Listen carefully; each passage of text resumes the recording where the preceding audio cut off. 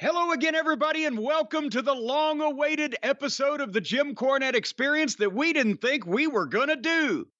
And today, we're going to talk about big screen televisions, automotive repairs, awesome action figures, pets that have passed, and I guess we're going to mention the wrestling too. And to join me, Hawaiian Brian, the podcasting lion, the king of the Arcadian Vanguard Podcast Network, Mr. Co-host to you. He's the man who forces me to do this in the name of your entertainment, the great Brian Last, everybody. Aloha, Jim. A pleasure to be here once again. I've never forced you to do anything. I'm giving you a third in stock, remember, as part of this deal to do this show, and the stock will be worth something one day. Right now, it doesn't really have any value, though. But when is the IPO? The International Piss-Off? Well, this is pre-IPO. So we're pre-pissing off today. That's right. I can't tell you when we're going to piss off because we don't know when NASDAQ's going to approve. I almost pissed off of this whole show. And it was Snakebit. And I'm surprised that we're actually doing it now. I just told you a minute ago, I've almost forgotten how to do this. But over the last several days, since we spoke to the people last, it's been one variety of catastrophe after another. Now, the positive news, I told everybody on the drive-thru that little Harley Quinn was getting veterinary treatments at our friend's clinic over in Versailles. She is home. She's still on fluids and antibiotics, and she doesn't like to take pills, but she's being a good little patient otherwise. But she's back home with us, and that's why Stace was gone all week. Because she was staying out there so that she could be home with her each night. But nevertheless, she's back home, and she's struggling to get her appetite back and her energy back, but she's having flashes of that, and we're worried about our little baby. But thank you to everybody that said things on Twitter and etc. But around all of that, so what we talked last on the drive-through was a production that we finished on Thursday, right? I think I'd mentioned, maybe just to you, maybe on the air, that I'd had Black Beauty in, my beleaguered 2007 expedition, to get worked on and serviced, even though I've put less than 3,000 miles on it in the last 4 years. But it's, been some time since I've had all the fluids flushed and brakes worked on. Got to have the brakes, when you got to have them worked on. And, boom, and I'd gotten it back like last Tuesday, and it was running better than ever. Even the air conditioning was even colder. It just lovely, right? When I went over to the grocery store last Wednesday morning. But then, in an unrelated episode, Brian, you know a little bit about the big screen televisions. A little bit. All of the big screen TVs we have in the house now are the new smart TVs, because Stacy's picked them out, except for the one in my TV room, which was still an old, it wasn't one of those giant projection deals, but it was one of the old that every 3 or 4 years you got to replace the bulb in it, right? You remember those? I do. How flat is the back, just so people at home can understand? Because now every TV is pretty flat. Yeah, the back, it was about 1.5 feet thick. Okay. Yeah. It was 15 years old, but what's 15 years? I got socks on right now, that age. Really? Well, of course. You darn the things. Can't be spendthrift. Can't be wasteful with $1. Maybe with your socks you can, but anyway. Well, if you start mistreating your feet, then you never know where it could go from there. But anyway, so in my TV room, where I sign merchandise and do various, business activities as well, I need something to look at in there. The bulb goes out in the TV.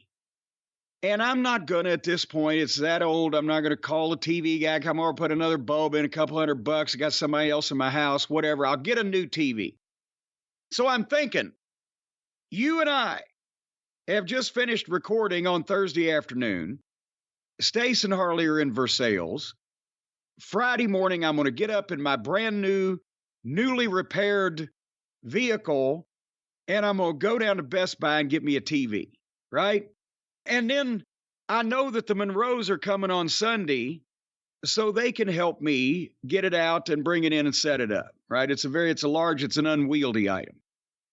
So I go down to Best Buy and I'm thinking again, I'm driving down the road, I'm thinking, boy, I should have done this a while back because this is just running better than ever.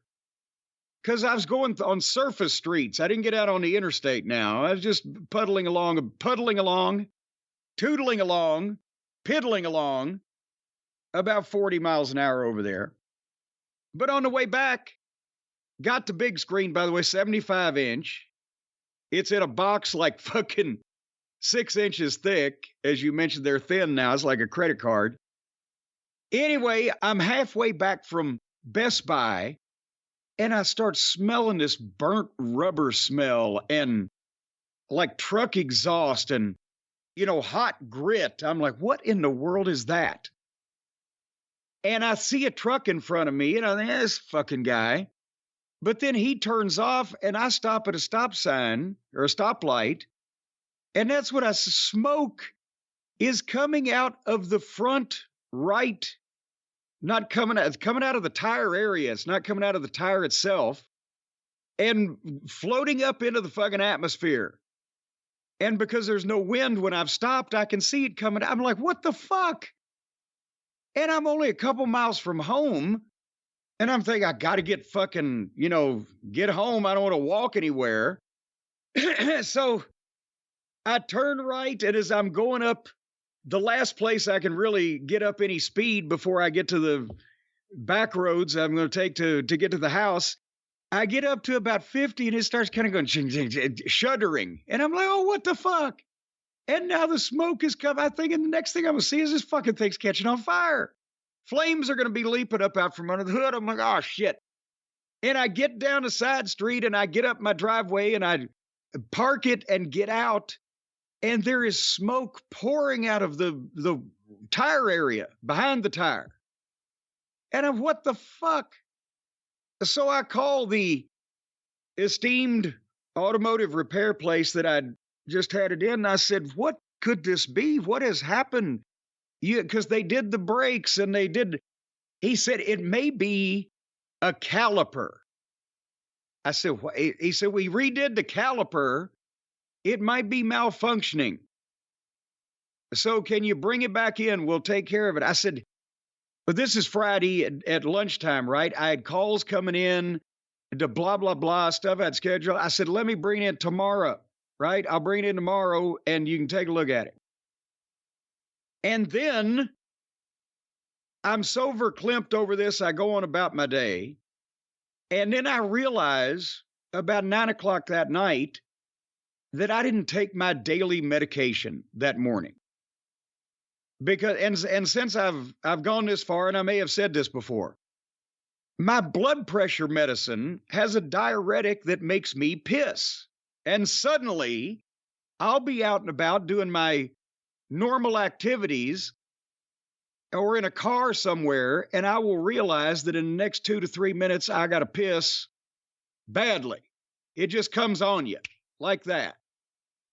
And I didn't want to be in the car on the way to Best Buy, so I'll take my blood pressure medicine, the allopurinol that I am on now for my gout as of the past couple of months, and then my vitamins, my B12 and my C and my D and my multi, right? Health conscious.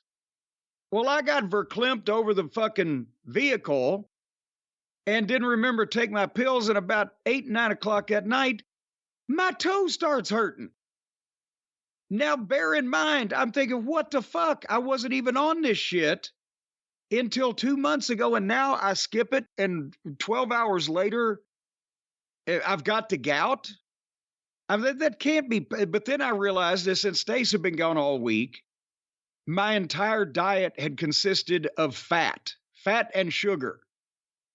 Because I was doing simple shit because we were so busy. And I'm thinking, well, that's just like I've just sat down with a spoon and eaten a jar of Crisco or whatever. So maybe that's got something to do with it. But then, so the gout comes about. So then Saturday, you and I were going to record this program, or at least a good portion of it. But when we talk Saturday morning, because now also I was worried about a deadline, because today, as we speak, I was going to have to go over to Southern Indiana to the Feather Bottoms establishment and help them receive shipment of 4,000 pounds of valuable collectibles. More on those later. And I'm thinking, well, fuck, I got to get this truck fixed so I can get over there. Not sure Stacy's going to be able to come back with Harley tonight. You and I talked. You were still working on editing. I said, I'll run this truck over and see what, if they can fucking, they said they'll jack it up on the thing and they'll fix it first thing when I come in there, and then we'll get some recording done. So I run the truck over there, barely able to wear my shoes because the fucking toe is killing me, and limp in, and they put it up on the rack, and I'm sitting there, and about an hour and a half later, I asked the guy, he said, we're waiting on AutoZone to bring the Framistat, and the caliper is coming from, I don't know, Czechoslovakia, whatever. Because when I'd pulled in there and I'd showed him, I said, look, here's what happened. Here's exactly where it was at. Oh, yeah, the caliper's got to be the thing going on there, or the line to the caliper, whatever the fucking caliper does. So they're getting the new ones. I said, is there any way I could get a ride? I live 2 miles away. Could I get a ride home and we'll discuss something, about how to come back over and do this later on, because I got shit to do.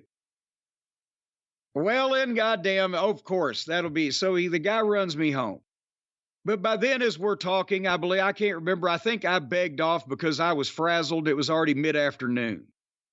I said, we'll just sit down and we'll do this tomorrow. A nice Sunday. We'll get this show recorded for the people, blah, blah, blah, right? So then, Harley, we find out, gets to come home. Stacy's bringing her home. Well, by the time that we've established that, and I've straightened up a few things, here they come, and I'm not going to fucking tell them, well, I'm glad to see y'all both after a week. Now I'm going to go watch wrestling.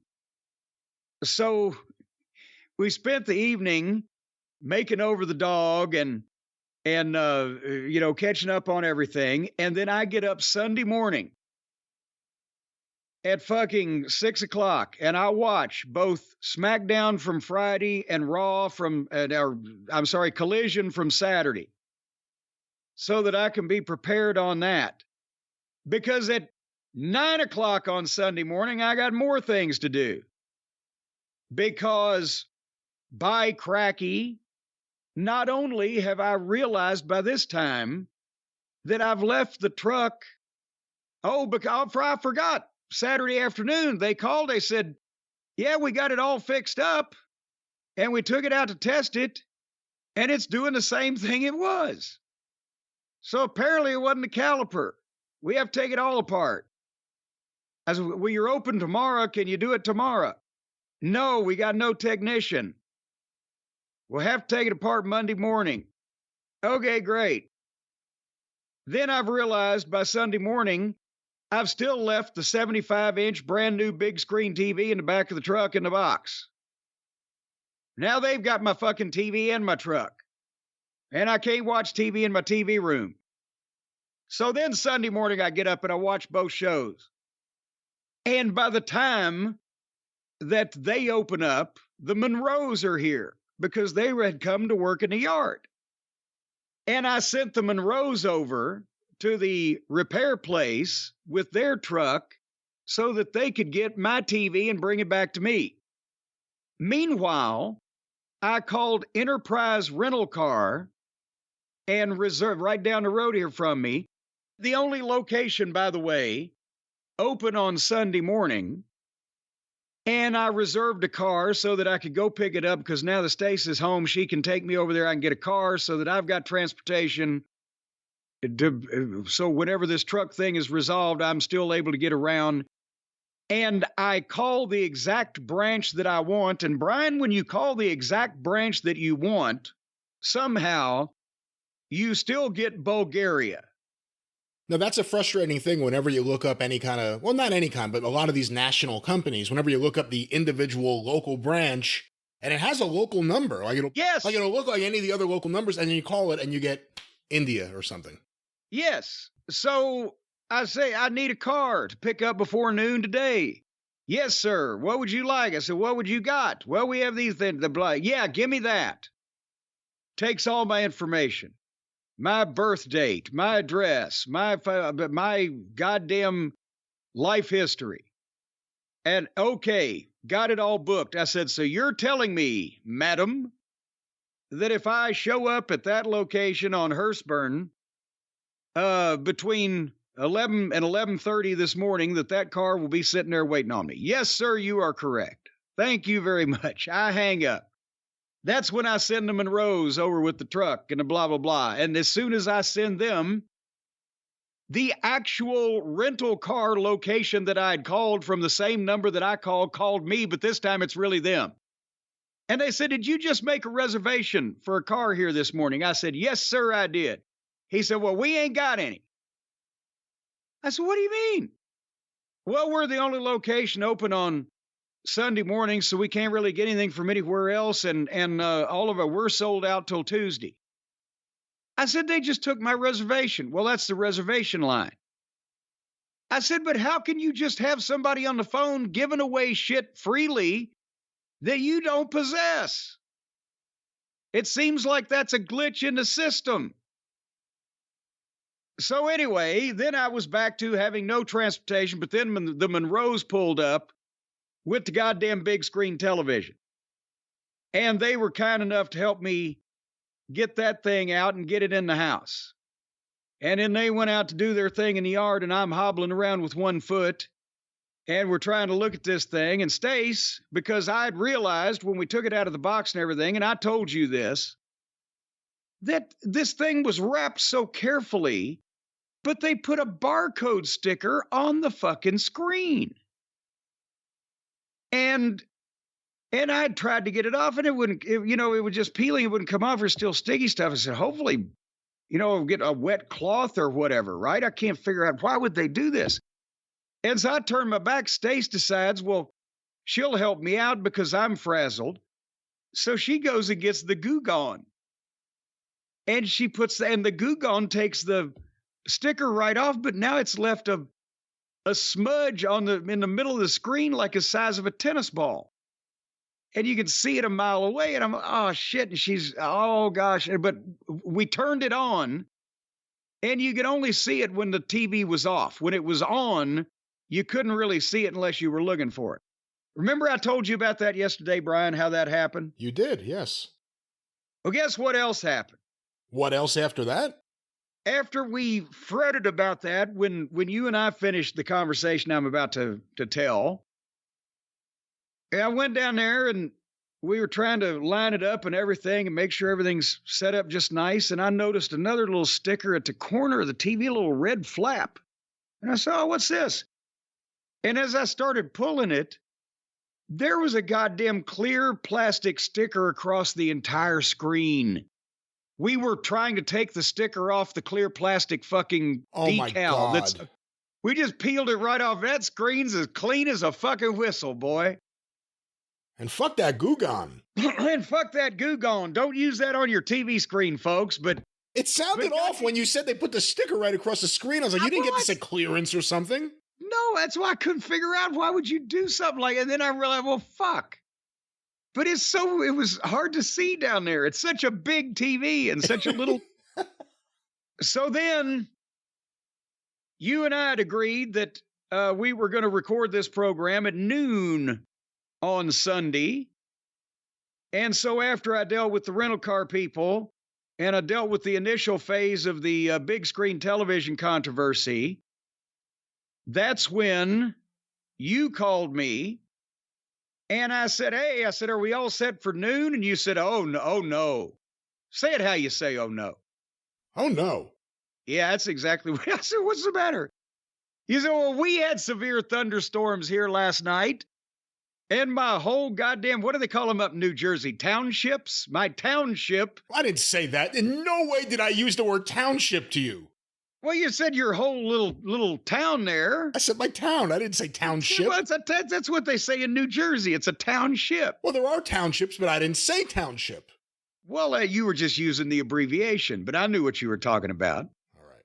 The whole township was out of goddamn internet. There was none to be had anywhere. On this street, at least, within the township. Oh, now it's only a street? I thought it was a whole township. I didn't tell you it was the whole town. I don't know what's happening blocks away. I'm dealing with everything going on over here. Why weren't you out in your storm chaser van going and surveying the damage? Well, I was dealing with the damage. Well, there was no damage, but I was dealing with the internet outage here at the house, and I didn't have time to go get my drone and check out the rest of the neighborhood. Well, that's, why are you calling Suzanne a drone? I am not calling her a drone. I have a drone, a little electronic device that flies high in the air, and I can zoom it all around the neighborhood and look at the camera on the device and see what's going on where the bears are. Is that what you call Peeping Tom? Nowadays, yeah, actually. It's a drone? Yeah, pretty much that is what you would call it nowadays. I thought you had gotten a new hamster or something when you kept talking about how much you loved your Peeping Tom. No, not a new hamster. I could never replace Greg the Hamster Valentine. Well, that's true. He was, especially his elbows. Anyway, so you say we got no internet up here because of the severe storms. Well, when's it going to come back? Probably like they're estimating 3 o'clock. No. They estimated like 2:40. Like it was a weird specific time. An exact time. Like how are they going to narrow it down and cut it that close?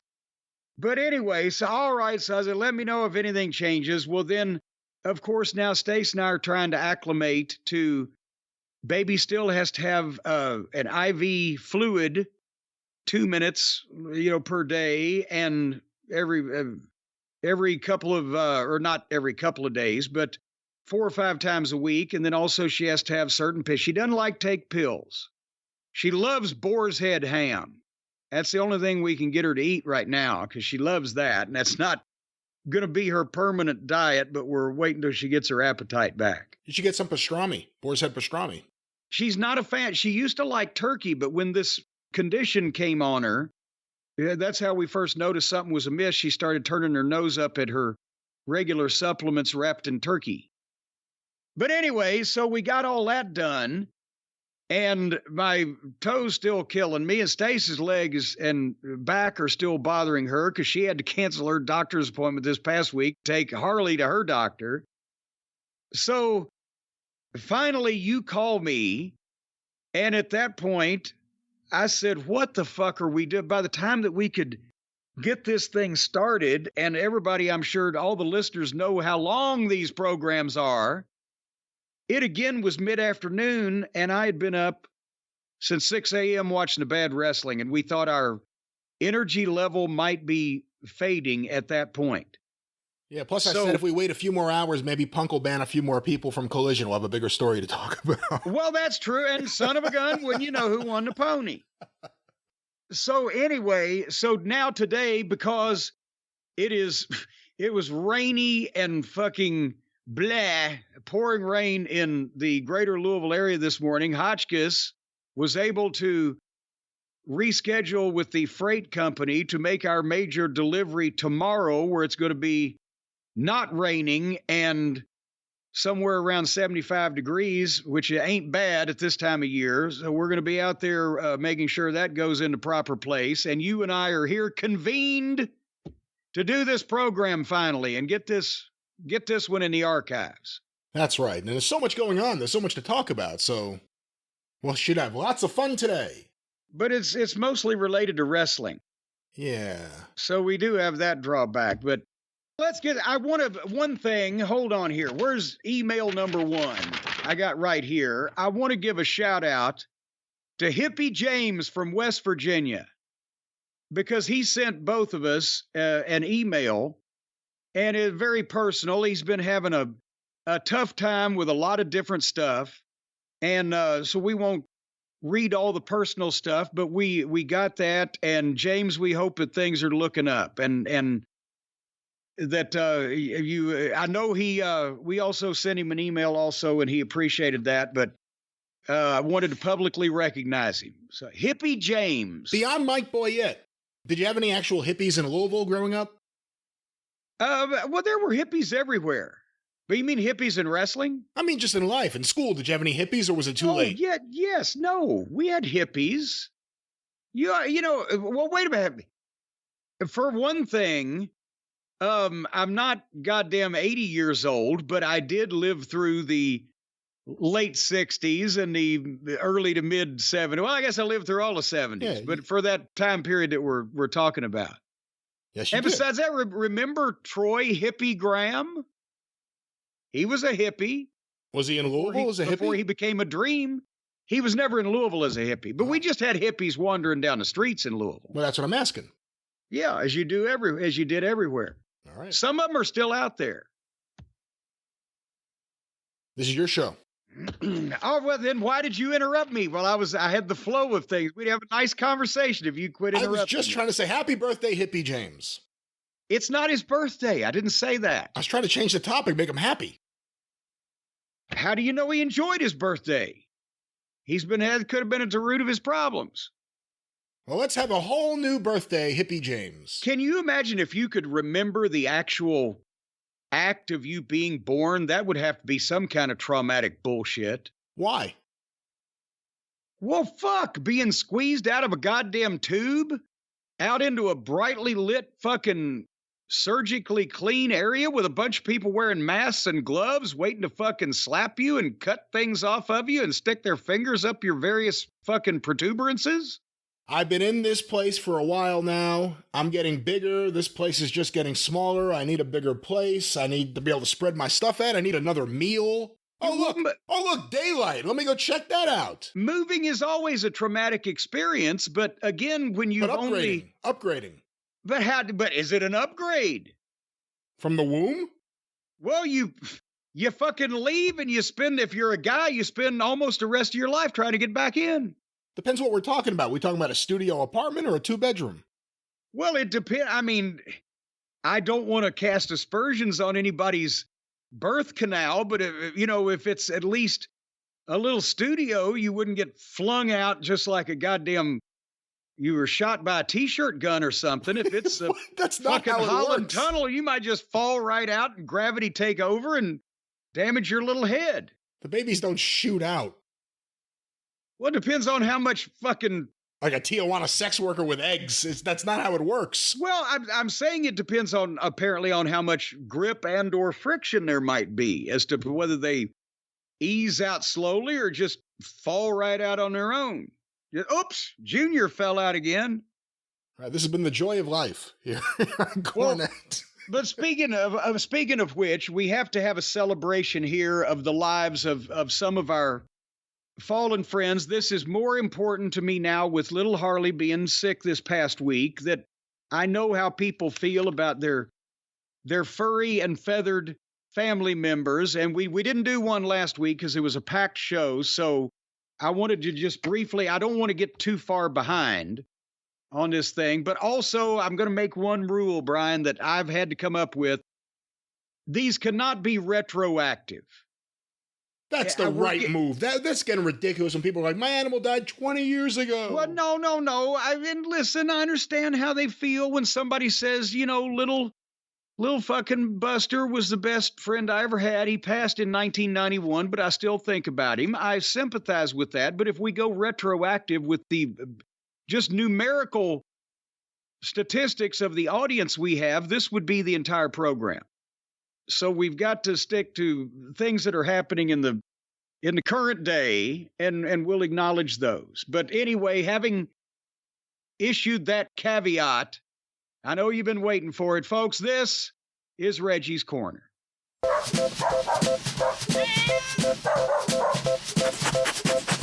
Reggie's Corner. We're here to talk about your good boys and girls. Reggie's Corner. We're so sorry they're dead now.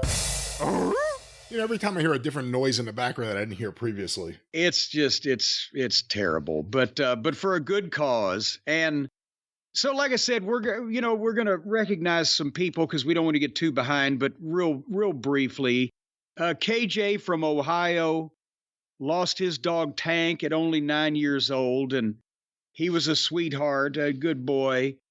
Wesley and his wife and daughter lost their cat Ginger, who was 17 years old. And again, the cats are getting the good end of this thing. They seem to be living longer than the puppies. Ethan from Maine lost his beagle Merle, and that's just such a cute name, Merle. He loved baked chicken and Brittany Murphy movies. And Greg and Monica from Long Island lost their German Shepherd Freya, Freya, Freya, at 10 years old. It was, again, a sudden thing. Tim from London, Ontario. Tim, you might even want to cut that out or not. I don't care. We have no professionalism here. Tim from London, Ontario.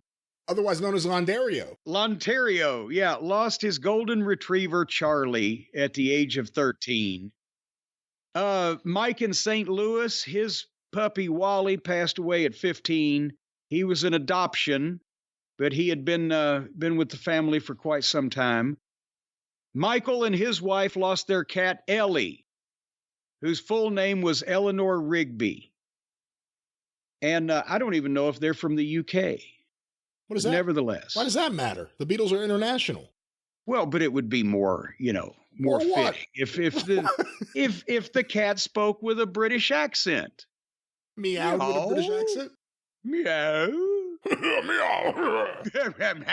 Meow. See, it's a whole different thing. And Matthew from Bolton, United Kingdom, wanted to have his best friend Spike remembered on the program. Is that a dog or a cat?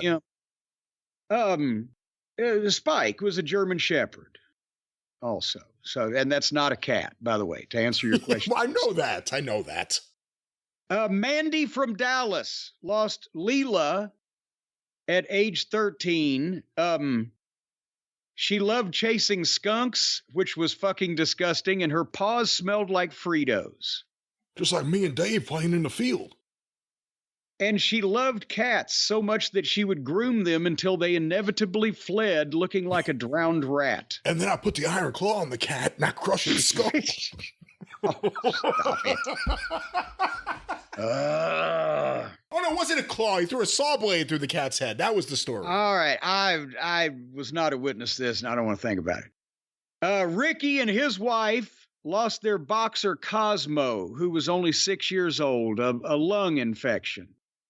And his brother, Uncle Leo, misses him. You can tell Ricky and his wife are Seinfeld fans. David lost his 14-year-old good boy Jack to cancer. TJ in Milwaukee lost Beulah McGilla Kitty. Oh, come on. That's good. That's kind of cute. And lastly, Rob in Wilkes-Barre and his son Anthony lost their Cairn Terrier Sammy. And Sammy has at least a resemblance to John Moxley. If you'd like to know how, Sammy, he says, also had a hardcore side that would put John Moxley to shame. Many summers ago, she escaped through the garage of my parents' house and ran across the street into a neighbor's backyard. My father chased her right into what appeared to be a children's birthday party. Right as Sammy ran through the yard, she spotted a bird taking flight. As the bird took off, Sammy took off as well, snatching the bird in midair and killing it instantly. She then ran back across the street and into our garage, but I'm sure she left the kids assembled for that party with a memory that they'll always remember. So we're going to miss you, Sammy. But the birds are happy you're gone. Sammy. Oh, Sammy. And that was Reggie's Corner. This has been Reggie's Corner. Goodbye to our friends on the other side.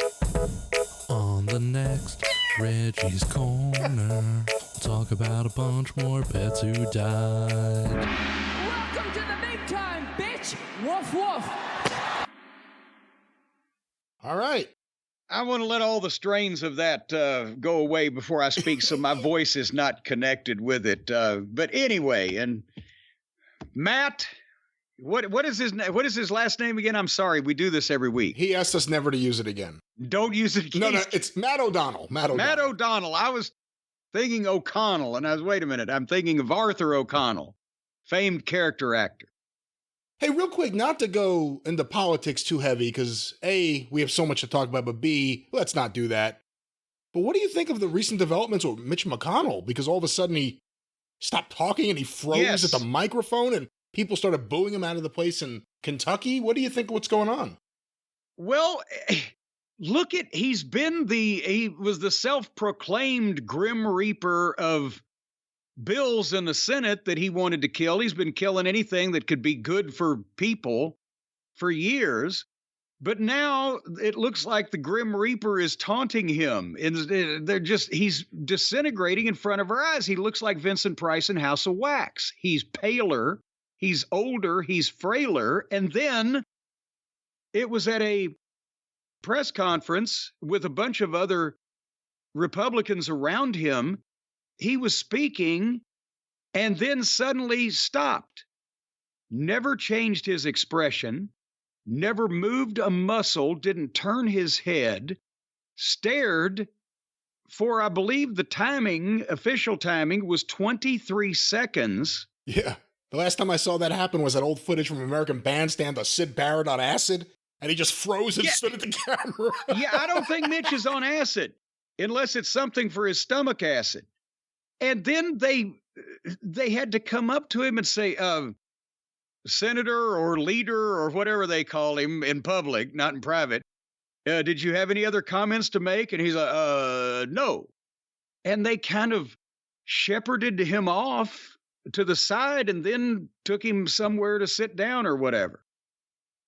And he's fucking 80, I guess. But once again, selective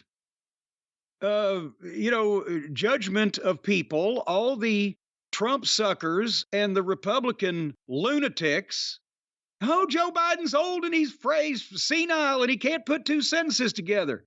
The guy overcame a childhood stuttering issue and he's 80 years old, but I understand every goddamn word that he says or what he means if he misspeaks, because it ain't that far off.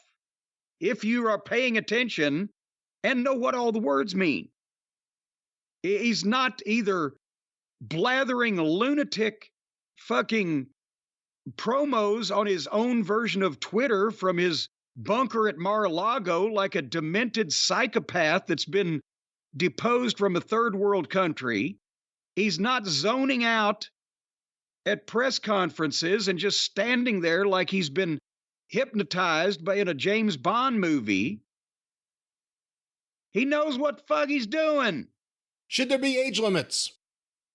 Yes. At some point, Dianne Feinstein is...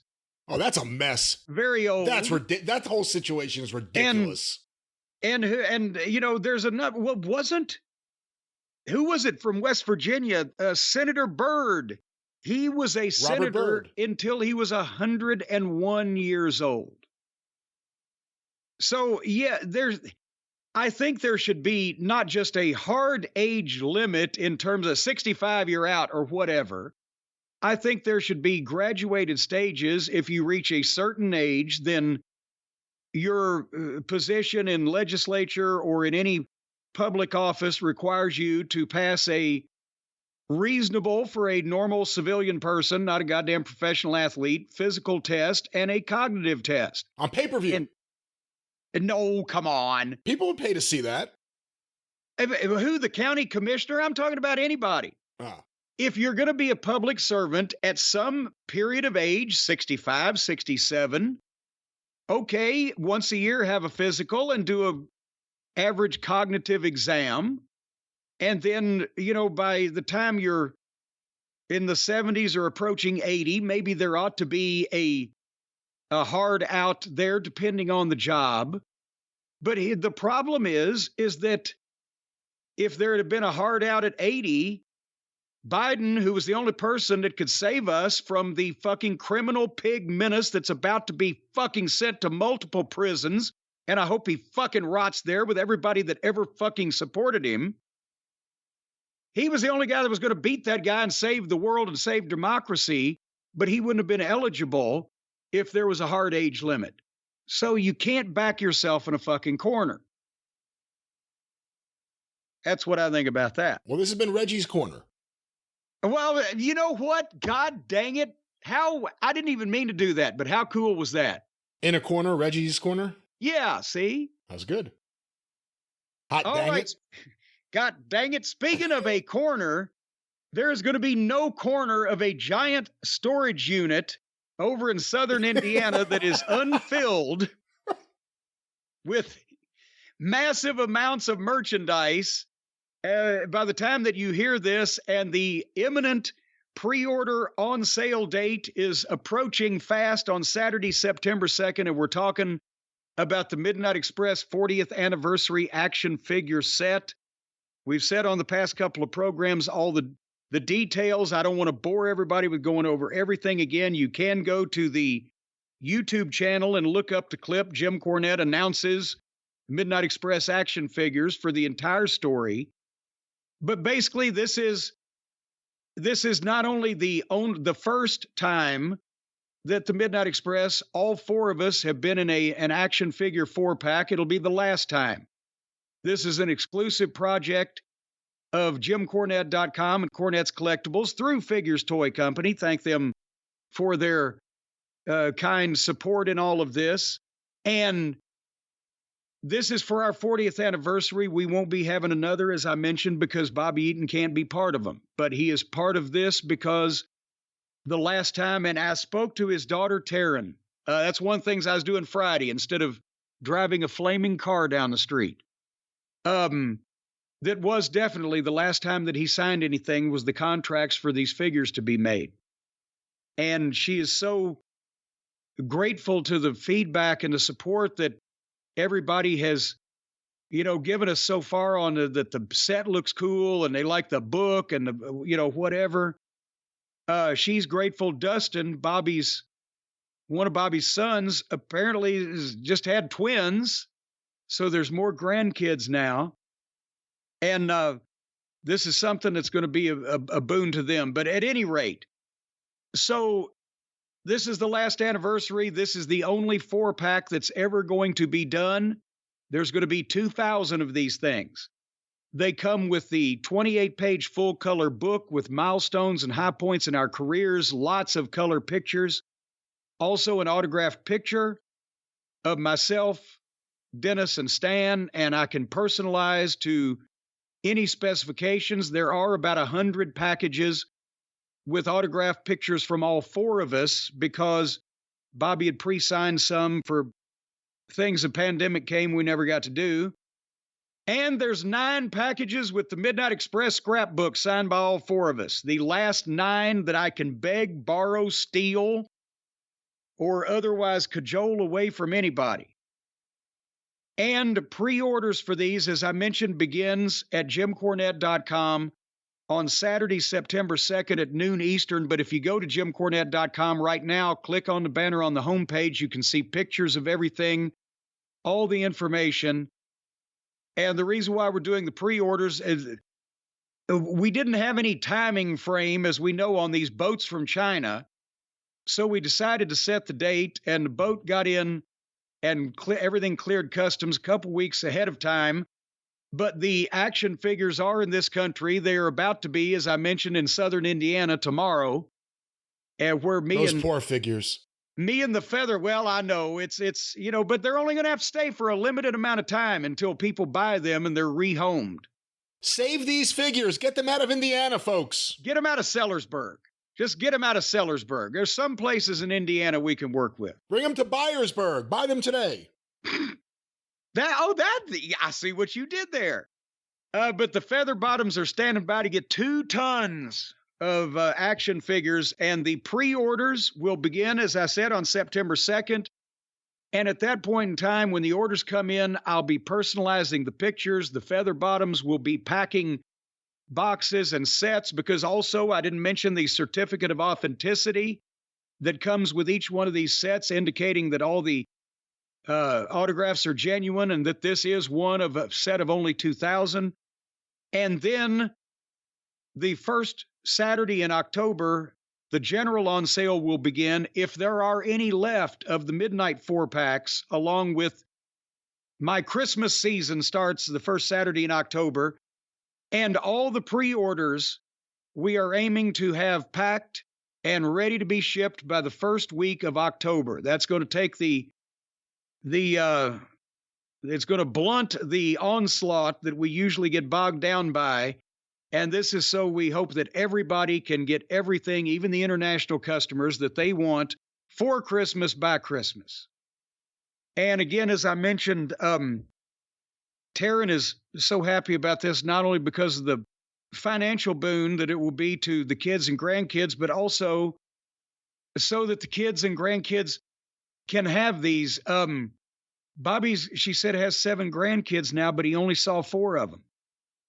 So they're at least going to be able to have this on the shelf. And I guess I should mention again one more time that each of the Midnights and Bobby's family will be sharing in the profits from the Midnight 4-pack, any of the 40th anniversary merchandise equally, so that because that was basically how he wanted it to be. All righty. But anyway, Saturday, September 2nd, Dennis Condrey, I won't say, but Dennis Condrey has a bet with me on whether these will sell out in advance or not. And I ain't going to say who's picking what, but prove one of us wrong. How about that? And we will see what happens if there are any left to go on general sale first Saturday in October. You are a collectible maniac. I am a collectible person, yes. And most of the time, when you pre-order things, I mean, I remember one time Stacy pre-ordered this Batman Joker office set thing, and it was like 6 months ahead of time. Oh, yeah. And you have to wait. You got your money tied up. If you pre-order this on September 2nd or in the first few weeks of September, we will be mailing by the end of the first week of October. I probably right now have about 20 different things that are pre-ordered for 2025. Well, you're a sap. What? What do you mean I'm a You're sap? a sap. What? Why you say that? Look at the goddamn, the fires in Hawaii, the fucking thunderstorms in the goddamn United States, the fucking inclement weather everywhere. The thunderstorms. What will I do? We're not going to make it to 2025. The earth is rebelling. I'm going to make it to 2025 or I'm going to get my money back. Right, Colin? But anyway. How would... Well, now, Stephen P. News said it probably wouldn't take till 2025 to chase that weasel down. But no, how are you going to get your money back because of an extinction level event if you don't know that that event is going to happen until it takes place? Do you think an extinction level event will stop the U.S. Postal Service and UPS and FedEx? I think not. These people are hardworking, everyday Americans who are out there, no matter what, whether it's snow, whether it's rain, whether it's soot, nuclear fallout, whatever it may be, they will be there. I don't know that I see my current mailman trudging up the fucking driveway in nuclear fallout. Well, maybe there needs to be new blood, a new class. Kind of like WCW. We'll get like the new blood of mailmen and they'll go to war with the old blood on the streets of the apocalyptic United States. I can't believe we're having this ridiculous conversation because you've missed an important point that renders this meaningless. What? How much advance notice do they have of the extinction level event? That I couldn't tell you. I would need to. If it's 6 months, they might say, well, fuck, I got to go to work for at least 3 of those before I fuck off. But if it's 12 hours from now, the world is going to explode. You think you're going to fucking go deliver the goddamn advertising circulars? That is crazy. You know, if we have no notice, if it's just like an asteroid's headed towards us, you have 12 minutes. See, and that's the thing. That's another thing is that, for heaven's sake, the notice depends on your behavior and your activity. And we were talking about if you're going to get your money back for the pre-orders. Let's say it's now 2023, you've pre-ordered stuff for 2025. If in 2024 we find out that in 9 months or so something's going to happen, you might be able to get your money back. But if it's next Tuesday, these people are going to say, fuck him, I'm not sending him his money back. What's he going to do, sue me? So you're fucked. Well, there is the afterlife and karma. Well, but just here's the problem. Will you get the same satisfaction if somebody gets it in the afterlife if you're already after your own life? If it's the afterlife and someone who screwed me over, it's brought to the attention of everyone that this happened and they get kicked out of heaven, yeah, it's worth it. What if he's not even there to begin? What if he wasn't admitted to begin with? How are you going to get, is hell got an extradition fucking agreement? If he's already in hell, what more can you do to him? I could just, laugh, mock. See, I don't think if he's standing on his head and fucking runny diarrhea with fucking devils setting his ass on fire, that he's going to fucking worry about whether you're laughing and mocking him. All right. You got other things to think about. What are we even talking about anymore? No, you went on this strange conversation just because you can't admit that you've made a stupid financial decision to prepay for something 2 years from now when we don't know whether the world will end between now and then. We don't know if the world will end between now and when the Midnight Express figures go on sale. But we got a pretty good idea. No, we have no idea. It can happen within 12 minutes. We've just established that. We have no idea. No, we didn't establish it could. We established what if.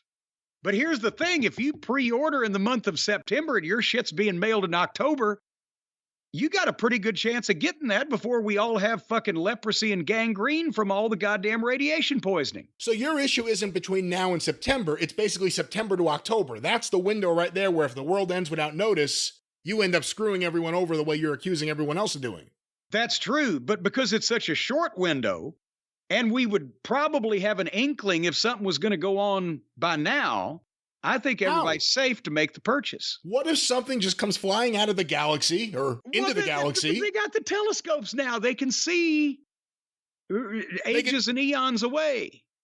Ages and eons away? Yeah, you can see eons. You can see eons. You can see forever and ever.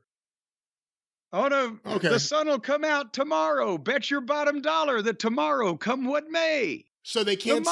Tomorrow. I love you. Tomorrow, you're only a day away. So these scientists would see if anything was going to happen between September and October, but for some reason they wouldn't see anything after that? No, that's what I'm saying. Yes. What? That's clear as mud. I'm saying that they can't see until 2025, but they can see until the end of October. So you're good to order the Jim Cornette action figures or the Midnight Express action figures from JimCornette.com. Because we know we're pretty good between now and probably at least Thanksgiving. You said they see eons away. They can't see 2025? Well, no, that's years. No, but what's coming to Earth is already coming to Earth. So it may hit Earth in 2025, but they'll be able to see it because it would already be out there heading this way. See, these things change angles. It's like a big pinball machine. You can't be certain. What, space is like a big pinball machine? Space, the final frontier. These are the Voyagers of the pinball machine, the universe.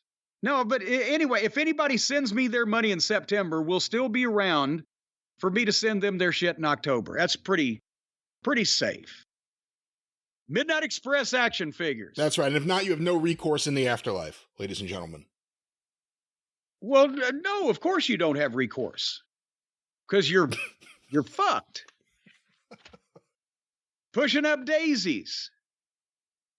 All righty, got a couple more emails real quickly before we do something. I don't know. I have papers all over the place. It's a miracle we're doing this program. This is from Justin in Ohio. Dear Jim and Brian, wanted to give some insight on some things from my live experience at SummerSlam. So he was there in the stadium at the time. First, LA Knight is ridiculously over right now with WWE fans. He easily had the largest pop of the night on his win. And I heard tons of fans yelling, yeah, all weekend around downtown Detroit. Glad to see WWE finally giving him a push. So the fucking Battle Royal was the pop of the night with every top guy in their big blow-off or semi-blow-off confrontations, and the people have decided. The people have spoken, Brian. The people out there. Yeah, and WWE is listening for once. Because there's been other times in the past where the people spoke and WWE said, nah, that's not really what we think you're saying. We think you want to say something else. The people spoke and Vince wasn't wearing his hearing aids. Justin said another thing of note. I had a paralegal's legs around my ears. Oh, come on now. Arr! Good heavens. That's a horrible Vince McMahon at his current age and state of him with bunny ears. Uncensored, uncooked. It's raw. It's, most definitely. As a matter of fact, it probably looks a little stale by this point. Another thing of note was during the Ronda versus Shayna MMA rules match, the experience in the building was even worse than it appeared on Peacock. That was a brutal match. It was miserable watching it at home. During large portions of the match, if the crowd wasn't absolutely silent, chants of "this is boring" were heard. WWE obviously silenced these on the air because they were loud. And I wanted to point out that there wasn't a "we want tables" chant during the main event in the building. Apparently, WWE is pumping that chant in when they have a planned table spot. As a matter of fact, the live crowd was super quiet during the main event. The match really sucked the energy out of the building because it had been going on. The show had been almost 5 hours in, counting their initial, pre-business. And the thing was moving at a glacial pace. But can you imagine? They're doing on purpose what we talk about being the stupidest fucking thing going on when the guys are having a match and fans are chanting, "we want tables." They don't want the babyface to win. They don't want the heel to even win. They're not enjoying what they're seeing. They're too busy wanting fucking furniture spots because of the fact that all they ever get is furniture spots. Jesus Christ. Can you believe they piped that in? There have been a few times in the last year or so where I thought they were definitely piping stuff in. I think the pandemic, unfortunately, trained them to do that better than ever before, or at least more than ever before. They've been piping stuff in going back to the 80s, especially for the NBC events, and then later all the syndicated shows. But chants, there have been a few chants where I thought they were piping it in recently, and to hear this from someone there, that confirms it. I remember when WCW under Turner Broadcasting tried to start doing Crockett, at least all the TV tapings that Crockett did were live to tape or mostly live to tape. The TBS Techwood Drive studio tapings, the syndicated worldwide and NWA Pro Wrestling TV tapings that we did around the Carolinas with the Nemo truck or at big shows or whatever. But finally, when TBS took over, they decided, well, we're a real television company, Pinocchio, and we're going to do green screens. We're going to do voiceover commentary from the studio at a later date, and we're going to start sweetening the audio so it's... And I don't know for 2 years if half of their programs, the audio had some issue or other in every single one of them. They couldn't make it sound legitimate when the people were cheering. You could tell that it was going up and coming down artificially. Yeah. And the announcing, depending on the show, not the quality of the announcers, but the quality of the way you could hear them, was all over the page. When they would try to do multiple versions of a syndicated show with different announcers and put them in front of a green screen, it lost all the flow. But also, I swear to God, a couple of times I heard the other set of announcers faintly underneath the new set of announcers. I don't know what they were fucking doing, but it was brutal because they were trying to do shit Vince was doing, but he'd had a major league studio put together for years at that point. And remember, the biggest example of what Vince did was Royal Rumble 92 when Flair won. Sid Vicious eliminates Hogan. The fans cheer. When they replay it on TV, the fans are booing what Sid does, and they're cheering, "Hogan, Hogan." It was just a complete manipulation of the situation. A manipulation of the situation. Well, here's a situation that should be manipulated. Right now, it's just being jacked off. Barry from North Yorkshire, UK, says, I thought you might find it interesting to note how many title changes have actually occurred on the AEW Battle of the Belts events. Are you curious about this, Brian? I've never thought about it, but yeah, I'm curious now. Now that I brought it up. Yeah.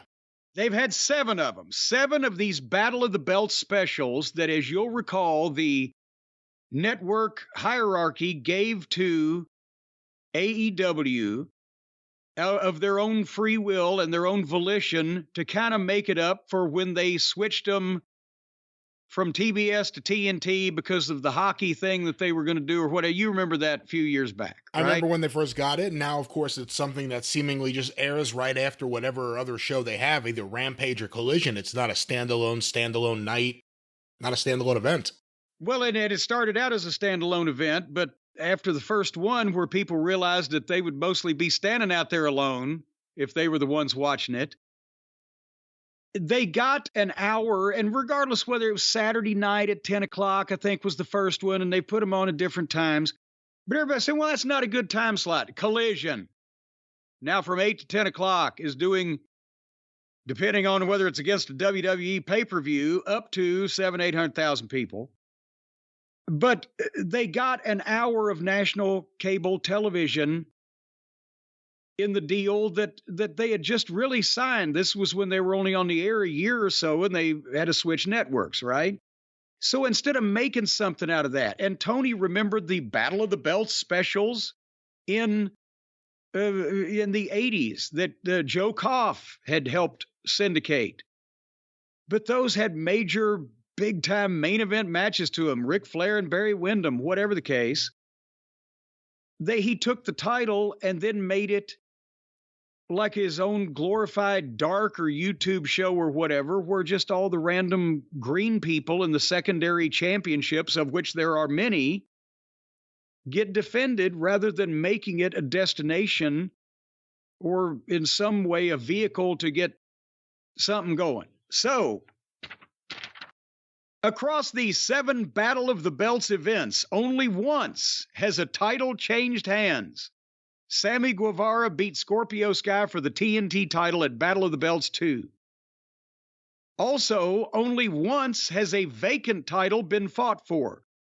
Sammy Guevara versus Dustin Rhodes for the interim TNT championship at the first Battle of the Belts event. That's it. The last 5 Battle of the Belts events have seen all champions retain their championships.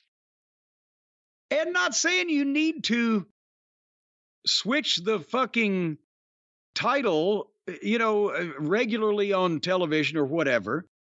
But when you've got a program built around it being a Battle of the Belts, and there have been 7 of them, and there's generally 3 matches on each program, that's in 21 times, one fucking title has changed hands.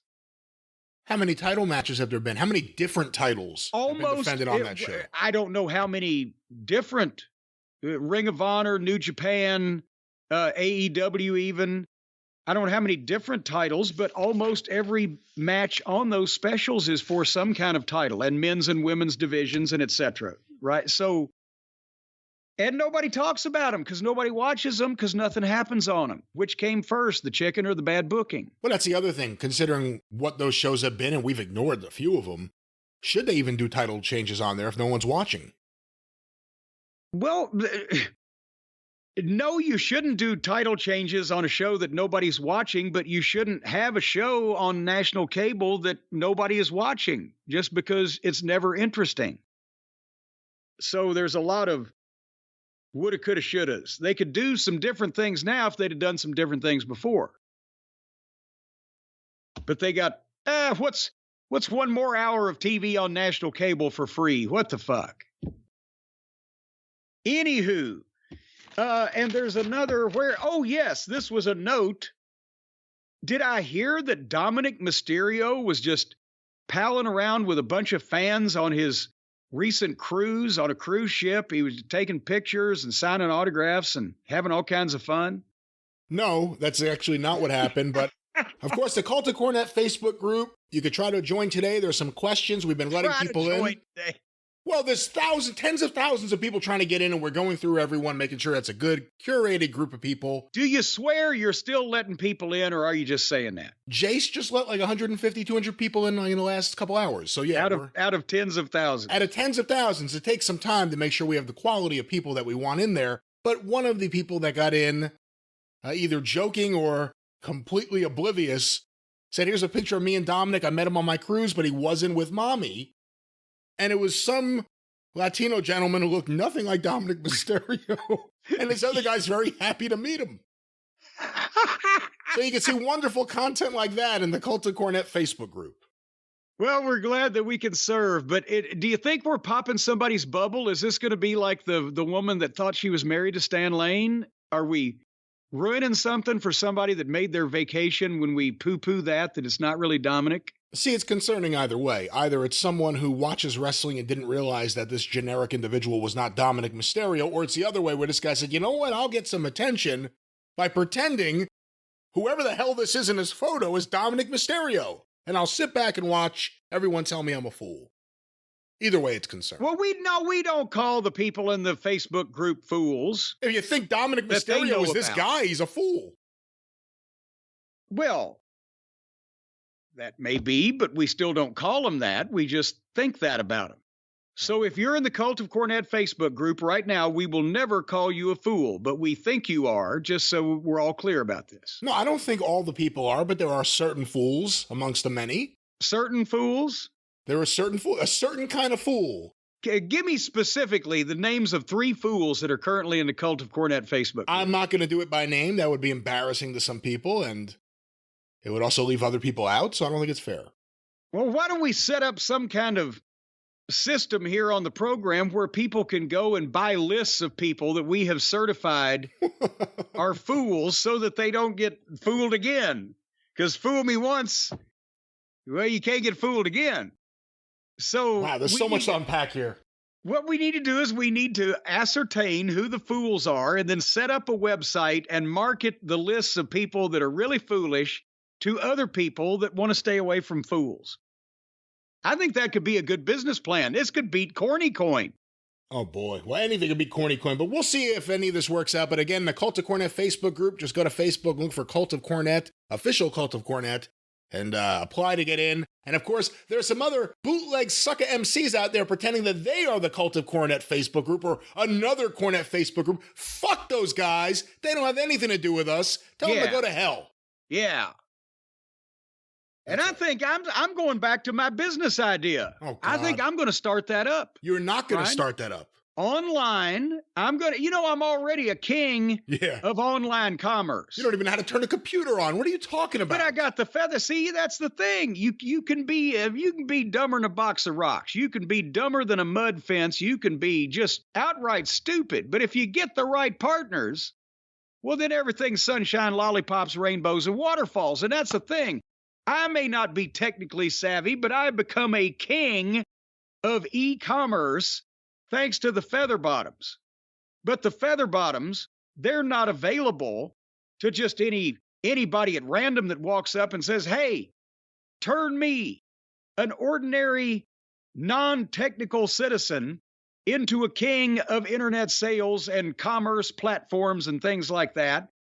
They won't do it. The feather bottoms are highly specialized with who they deal with. But everybody out there now, thanks to a new friend of ours, Brian, can become a king of commerce on the internet with the internet's best converting checkout, which is Shopify. Yeah. Shopify, our new friends at Shopify. I'm going to say that until people recognize it, because Shopify, they're the kings of the commerce platform. They are revolutionizing millions of businesses worldwide. And whether you're a garbage entrepreneur, maybe that's a garage entrepreneur. Yeah, what the hell's a garbage entrepreneur? Well, that's somebody who's made their money in garbage. You know, you got to do something with your garbage.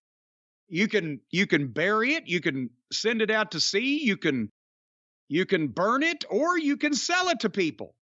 But whether you're a garbage or a garage entrepreneur, or you're ready for an IPO, we know people that are ready for IPOs, or at least they think they are. Shopify is the only tool that you need to start, run, and grow your business without the struggle, without the grind, because they put you in control of every sales channel. If you're selling satin sheets from Shopify's in-person POS system, well, I don't know why they'd knock their system like that. It's not a piece of shit. No. I think it's swell. That's not what POS stands for in a commerce setting. Oh, well, from the Shopify's in-person POS system, or if you're offering organic olive oil on Shopify's all-in-one e-commerce platform, you are covered because they know how to do all this stuff. Because, well, you remember, Brian, it was chaos when I was doing all my own shipping and fulfillment and everything at my website.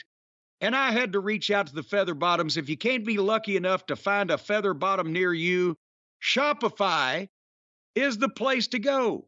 No matter how big you want to be, they'll make you bigger, and they're big enough to handle it. Oh, they're not going to get broke down. So, right now, if you want Shopify to be your no excuses business partner, and you want to sell without needing to code or design or all of those other hoity-toity phrases that these internet people hit you with, you just give Shopify your ideas. They will open up the shop, baby, and they'll make it easy for you to show up exactly the way you want to. They have gorgeous, flexible templates. Have you seen their flexible templates? They can put their big toes all the way behind their ears on the other side of their head. And powerful tools. They have tools. You plug this shit in. It's powerful. There's OWL-enabled tool. Oh, that's AI.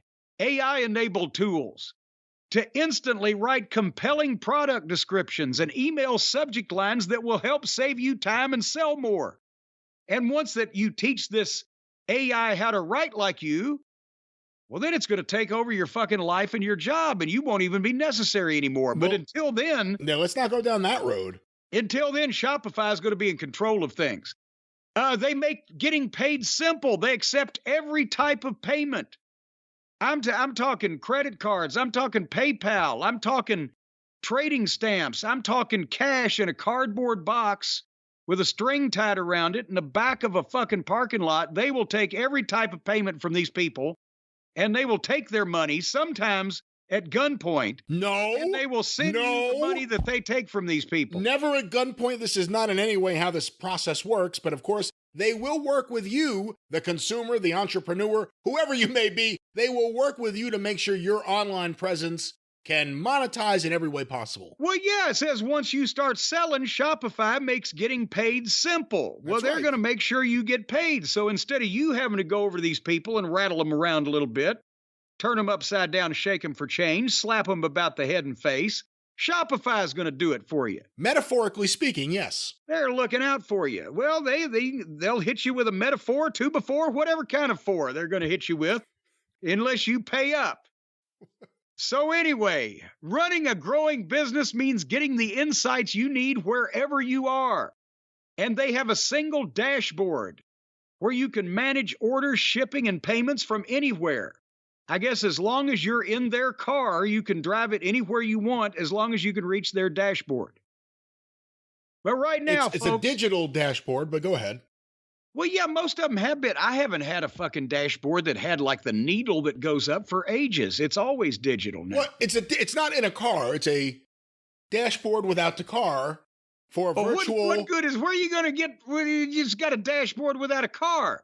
Well, you're not on the road. You can play with the buttons, but you're not rolling on down the highway. You're trying to run your business. You're not trying to drive a car. It's a dashboard. What? It says from anywhere. You can run your business from anywhere. How are you going to get anywhere without a car? On a computer. A car under your dashboard. On a computer. Oh, so you mean that when we start talking to the folks at ExpressVPN about shifting people's locations, that they will put you behind a dashboard without a car under it and send you over to Shopify? I don't think one sponsor necessarily has anything to do with the other, but of course, Shopify is a great way that the listeners who run their own businesses can run their businesses and get the money on their websites with Shopify. Yeah. Yeah. So listen, just sign up with these people that we're talking about, and they will make people send you money on the internet. It's as simple as that. People who purchase things will send money. They will not make anyone do anything. Well, they can cajole you, they can convince you, and potentially they can get a little rough. It just depends. But right now, folks, sign up for a $1 a month trial period. $1 a month? My God, that's That's pennies a day at shopify.com/JCE. All lowercase, it says here. I guess it doesn't get to be a higher case until it goes to the Supreme Court. Shopify.com/JCE, lowercase. If you do that, you're going to take your business to the next level today because you're going to be getting a $1 a month trial period. Shopify.com/JCE. Once again, make money on the internet. Somebody should have had this idea many, many years ago. But now Shopify is doing it, and they will make people send you their hard-earned cash or credit cards or trading stamps, potentially family heirlooms, whatever they can part with to get Shopify to leave them alone, they're going to send it to you. They're going to send you regular payments for regular things that you sell them using Shopify. And they'll be regular when they do it. You know what you're going to hear when you deal with Shopify, Brian? You're going to hear the sound of a happy customer is what you're going to hear. That's right. Ka-ching. Okay, I got the point. Yeah, well, there's 3 of them because we're going to make a lot of money. All right. Inflation. Well, this is Shopify. Shopify. What's the code? /JCE at Shopify.com. All lowercase. All right, well, before we get to discussing some new things, an update on some of the things we've been discussing again. You know, we've given a lot of attention, possibly unwanted attention, to our favorite weasel, Colin Thomson of Kast Media, who owes people millions of dollars. But we haven't given as much of the spotlight to another weasel involved in this whole altercation.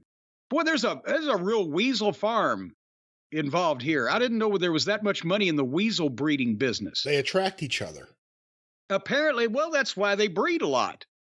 Both these weasels are probably fucking each other nonstop. Maybe even the other one might not even know it, but nevertheless. Rob Ellen, who is the CEO, founder, and chairman, according to him, of LiveOne, who is involved in this alleged attempted deal with Kast Media to put one over on the SEC. I'm just kidding. To do something that would require SEC approval in terms of issuing stock in a company to pay people back for money that Colin Thomson has misappropriated. We've gone over all of that. But Colin hadn't been speaking a lot lately, but Rob did recently out in public. Yeah, and to take a step back, because again, the last update we did on all this was going through some of the actual stories and press releases about this company, LiveOne. Rob Ellen, again, founder. It used to be a different name, and then when he bought Podcast One for a ridiculously inflated price, he changed it to LiveOne to match Podcast One. But we talked about them losing the judgment to Sound Exchange for almost $10 million, their declaration that they couldn't cover that bill, and that it would kill the company if they were forced to pay what they were supposed to pay. $10 million. We talked about all these potential content acquisitions for pure stock, no cash, just stock, and in some cases stock in pre-IPO in the new company of Podcast One being spun off. Real shady guy. I think we could say, from our opinion, a very shady guy. From my opinion, just a complete fucking mook, this guy. And we have an interview he just did with the Podcast Business Journal, and a lot of listeners, surprisingly, sent this in. The editor, James Cridlin, spoke with Rob about everything going on around LiveOne, Podcast One, and of course, the Kast Media acquisition. And we're not going to read this whole thing because he's a person who loves to talk without saying a lot. You will see that it's like the WWE writers. You'll see paragraphs and paragraphs, but when you analyze what was said, you really learn nothing in answer to the question that was asked. But we're going to highlight a couple of parts of this that just the audacity, or in the words of Jackie Fargo, the gall of you to say these things. We want to highlight a couple of things. And he's bandying around the names of all the big names that they got in their podcasting lineup. Here's another thing. I wonder of Rob Dial and Brendan Schaub and Whitney Cummings. We haven't been able to hear how much money that they might be owed at this point. Right. And that's, again, the problem. We're willing to say, you guys stole a bunch of money from us. We hope to get some of it back. But that's not going to stop us from telling everyone all about all this shady bullshit. A lot of other people are going the other route, which is we're owed a considerable amount of money. The only chance we have of getting any of it is being strong-armed into this deal with Podcast One, which is exactly what this is. You will get no money, and Colin will go bankrupt unless you take this horrible deal with us in exchange for some of the cash, as well as new terms, a new split. You have to have our inept team involved with your show now, and also, we want you to accept pre-IPO stock that you can't sell. You have to hold on to this stock until we tell you can sell it, and it may be worth nothing by that time. Hey, Brian, I owe you a bunch of money, but look, here's a box of bubblegum wrappers. Now, if you'll just hold on to this for a few years, then I'll tell you when it's worth the money that I owe you, but I'm paying you back. Here you go. Yeah, and again, let's be straight, too. Rob Ellen doesn't owe us any money. LiveOne doesn't owe us any money. They may be responsible for some money going forward for interfering in this whole thing, but as of this very second, they owe us nothing. Colin Thomson and Kast Media owe us money. Colin Thomson is Kast Media. Everyone else is gone. It's one person who has obviously been pretending to be some kind of great creative executive, and he's a complete talentless boob. Because all of his employees have either quit, are suing him in a class action lawsuit, or have moved on because they need to support themselves and their families. So, yeah, he's lost his whole staff. That's right. And again, we want to find out exactly how long this relationship with him and Rob Ellen has been going on, because Colin Thomson owed a lot of shows, if not every single show he had, a lot of money. And instead of explaining himself, instead of being honest about the situation, instead of saying, don't advertise the sponsors anymore because I can't pay you for any of the work you've done, let alone any future work, instead of doing any of that, he concocted a bullshit deal with LiveOne and Podcast One, where they would give him a job, even though he's proven himself to be a complete and utter yutz. They're going to give him a job, and the shows that have been ripped off, that have had money stolen from them, that have had funds misappropriated from them, those shows will be forced to enter a deal with this bullshit podcast company that has the worst reputation. Everyone in wrestling knows about this. Podcast One's a fucking joke. No one wants to be involved with them. And you have to if you want to get any of your money.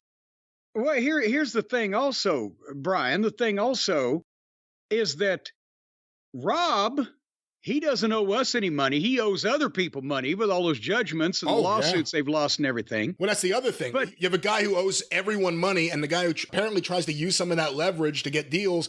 Who knows how long he was advising Colin Thomson? Hey, listen, stop paying these people. Again, I'm just presuming out loud. Stop paying these people. It'll cause them to need them to get this deal in order to get their money. This guy's made a history of that. This guy's company owes money all over the place. And all of a sudden, he's the one advising Colin. I wanted to make the point again that our sponsors, they paid. They don't owe us any money either. It was the money that they paid to Colin Thomson that mysteriously flew away when it was in his possession. And they didn't know that these things were going on, not only with our show, but with other shows, until we informed them of that. And then all of our sponsors, as people who are listening over the past few weeks will know, have come right back to us because they wanted to be on this program. They weren't paying Colin Thomson for advertising. They were paying us. Right. And Colin's someone who has tried to present himself as being some sort of expert in getting audio content on YouTube. Go look at his YouTube numbers for all of his programming. They don't do shit. This guy's a complete fraud. And you know what? You would think that if a couple of people like us, like you and me, for example, if a couple of people like us were just out here on a platform like this with hundreds of thousands of listeners, just blurting shit out of our ass, just blatant untruths, just unfactual shit, stuff that couldn't be backed up by evidence and documentation. If somebody was doing that, you would think that the people that they were maligning would have a problem with it and try to do something about it. Read it. Yeah, nothing. And by the way, this segment, like every other segment in this series, has been legally cleared by Stephen P. New, our counsel. So if you got any problem, just call him directly, 888-692-8084. Ask for Stephen. But Rob Ellen... Oh, Jay, yeah, just let him know you're from Kast Media or Podcast or LiveOne. You'll definitely get him. So the noted mook, Rob Ellen, CEO, founder, and live chairman, of LiveOne, did this interview with the podcast. He's a live chairman right now, but he may not hold that status too much longer. Again, there's a lot of fluff here. Here's the beginning. It actually begins with an answer, not a question.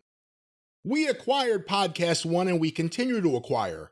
As you saw with the acquisition that we announced of Kast Media, and now with Fantasy Guru. I think you're going to see more of those. You're going to see the podcast industry rolled up. There's going to be a real consolidation.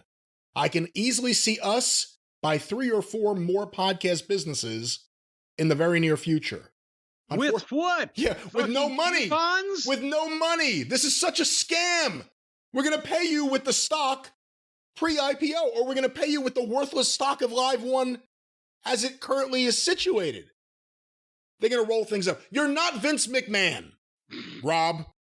You're not Vince McMahon. You're not going to buy a bunch of things and build Podcast One into a great business. Podcast One, in my estimation, is not sustainable going forward.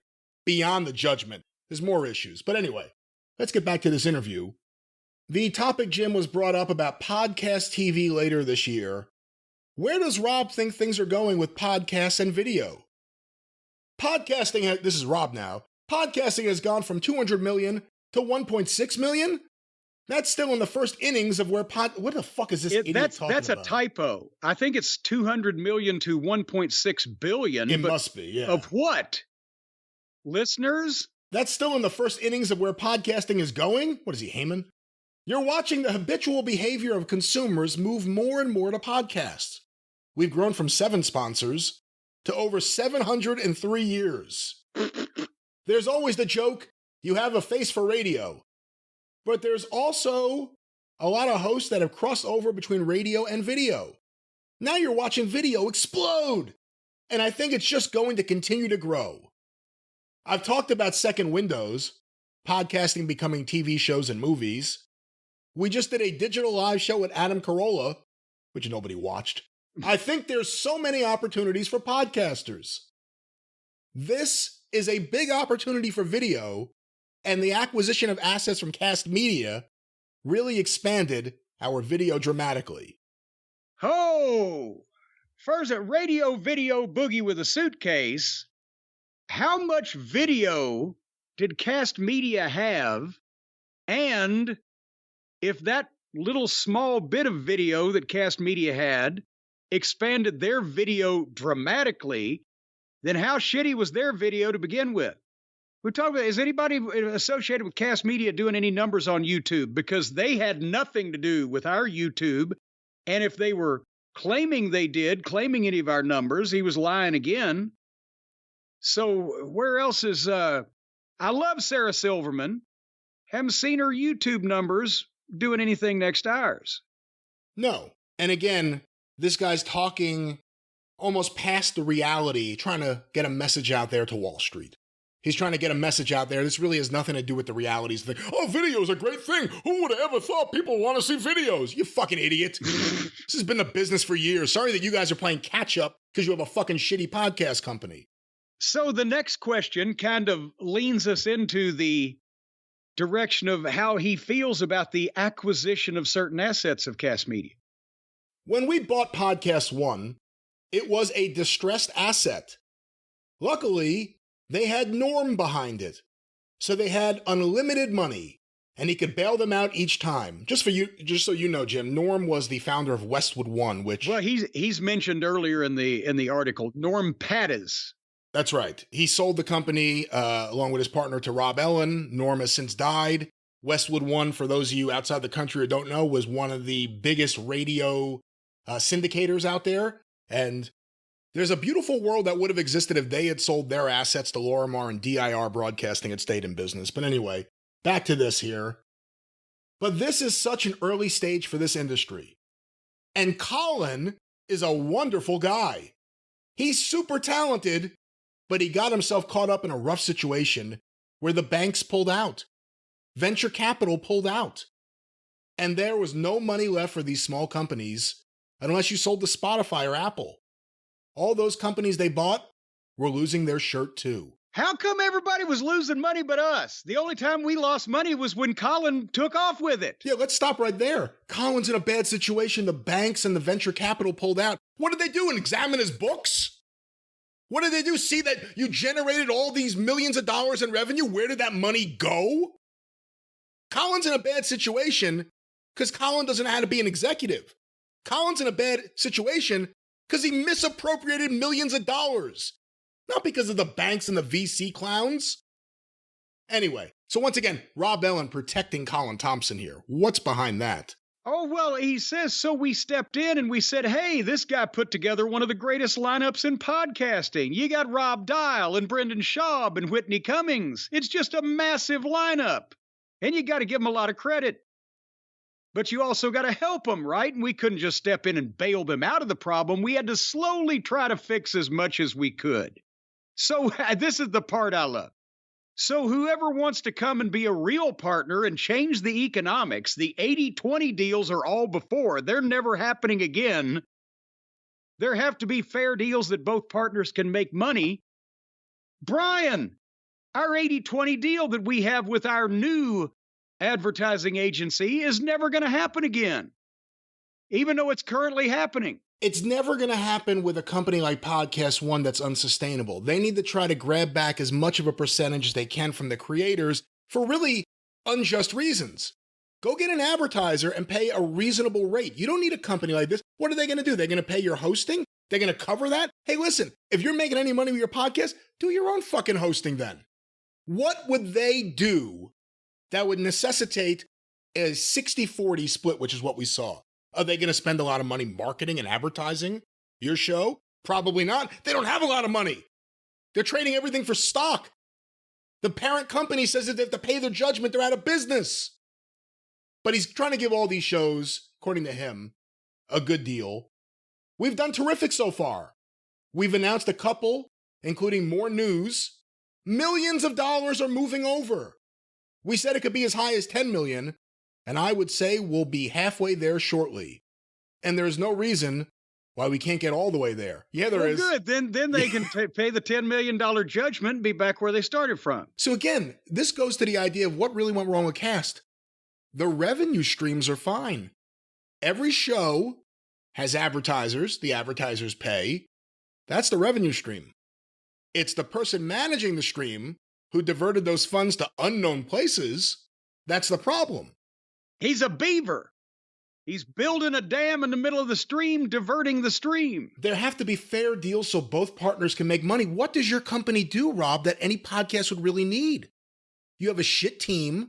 Your hosting can be done by anyone. Your distribution can be done by anyone. You have no good marketing or advertising. Your production doesn't really matter. What do you do that would cause a 60-40 split to be in any way acceptable? Nothing. And that question you were asking is of a gentleman named Rob Ellen, E-L-L-I-N, who claims to be the CEO. You can't take any of these people at their word. Claims to be the CEO of LiveOne. That's right. And once again, he's a mook. Let's go back to him here. We've spoken to every podcaster. We've offered really fair deals. Equity in our IPO to help them. They have got to decide for themselves whether or not they want to go to another platform. No other platform is going to pay them for the past. They're only going to work with them in the future. No, we know that, Rob. You're holding our money hostage. We get that. Well, no. We are working with Colin to hold our money hostage. We completely understand. We expect that if Joe down the street owes us money and won't pay us, that we could go to Bill across town and he'll pay it. No, we don't think that. We don't think another platform is going to pay the money that we are owed from this other guy. We thought he should have done it. That's right. Rob, we think you're a mook. If YouTube would allow cunt, we'd call you a cunt. Back to this. It has to be a win for everybody. I really hope more podcasters come over. Even if they just come over the distribution platform, they could get paid. Wait a minute, are we allowed to come over the distribution platform? It sounds messy. We'll all run it for them. We'll help you. And if you get to know us well, and you get to see what we do, nobody's going to leave. You're not going to be able to afford to. You're not going to see a small company that is more entwined and entrenched with their creators. We're a white glove, hands-on partnership. We're going to keep holding their hands and keep growing with them. Well, now I'm kind of insulted. The guy won't hold my hand till he puts a glove on? You do nothing. You do nothing. You can't create shows that people care about. You're not producing shows from scratch that people will care about. You can find things that work and try to latch onto their fucking revenue stream. That's all this is. You bring nothing to the table, Rob. You don't even bring cash. You don't even bring fucking cash. Pre-IPO stock in my bullshit company that I'm trying to fuck everyone over on. Back to Rob Ellen here. We've gone through tough times with Podcast One before we acquired it. We made it clear to them, you cannot move with a fistful of anger. You have to move over where you truly are in partnership with us. There may be some words missing here. Transcription issues possibly here, or maybe he's just having a small stroke. And all of us want to grow and build together and do something great together. And even if we do something great together, we make history together. You're going to make your money back. Holy shit. It all comes back to you're not getting any of your money unless you have to work with me and my awful team. And then you'll make your money back. And by the way, how good is his team? They're hiring Colin Thomson. They're hiring the guy who blew millions of dollars. He had a company that was making multi-million dollars a year. Every single year. It was a very simple thing they had to do. All that money disappeared. Somehow this guy's getting a life vest. And all of his shows are getting screwed. We're not, because we didn't have a contract. And also, we're willing to say, fuck you. We're going to do it our own way. And look at this. Look at the quotes from this mook. Would anyone want to work for this mook? Would anyone want to work for this mook company? I just have one question to ask you, Brian Last. Is mook a word that's going to get us kicked off of anything? No, not yet. Okay.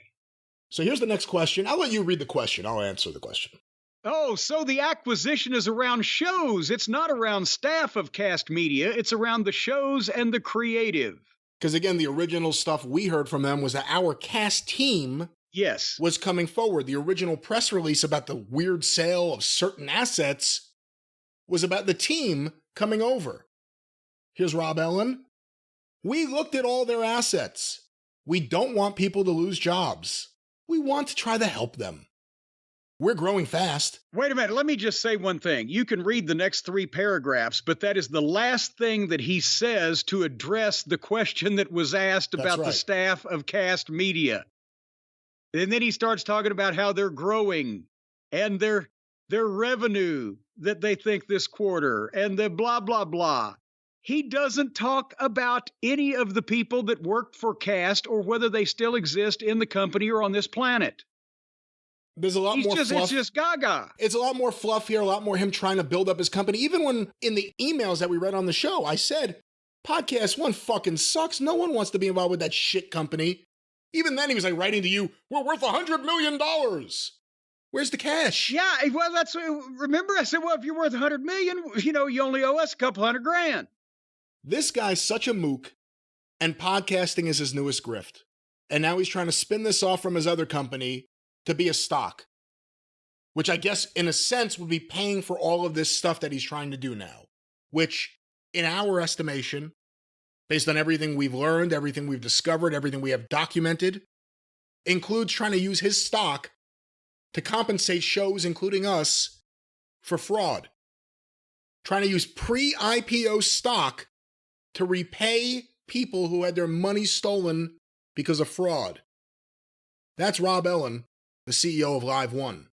He's helping out Colin Thomson, CEO of Kast Media, who's responsible for millions of missing dollars. This stinks. These two people stink. I'm sure they smell like fucking fish. And I think... Don't insult fish. They didn't do anything to you. We need to do more each and every week to make sure more and more people know about this, know their names, know what they're up to, and know what they're all about. And that's what we're going to do. And if you buy stock or you have investments of any kind or you have investment brokers or whatever, tell them stay away from LiveOne or Podcast One until somebody wants to explain why they associate with people who commit malfeasance and misappropriation. Hey, I'll say another thing. In that email he wrote to you, remember when he tried to go around my back thinking that somehow that would work and go to you directly, he said he's been a partner with WWE for 40 plus years. We have a lot of people in the office listening to this show. If anyone remembers Rob Ellen doing any business with WWE 40 years ago, or 30 years ago, or 20 years ago, please or let us know. last week. Or any of the involvement with him or any of his associated companies since then. Get in touch with us. Let us know. Let us know if he owes you money. I bet you he considers himself a partner of the WWE for however many years because he's sold their advertising to somebody else in the past or done something, and they wouldn't know him from Adam's house cat. Seriously. But he likes to talk. He obviously likes to talk like he's very important. Where is the person in the world who likes the brand Podcast One? Where is the person that gets excited if they see a Podcast One attached to a show? Oh my God, now it'll be good. It's the opposite. I'm sorry you spent $60 million buying this, but you're an asshole, and you've made a bunch of stupid decisions. And you know, boy, once again, it's amazing how that people can just get on a platform like this one and just say these things without any rebuttal from somebody.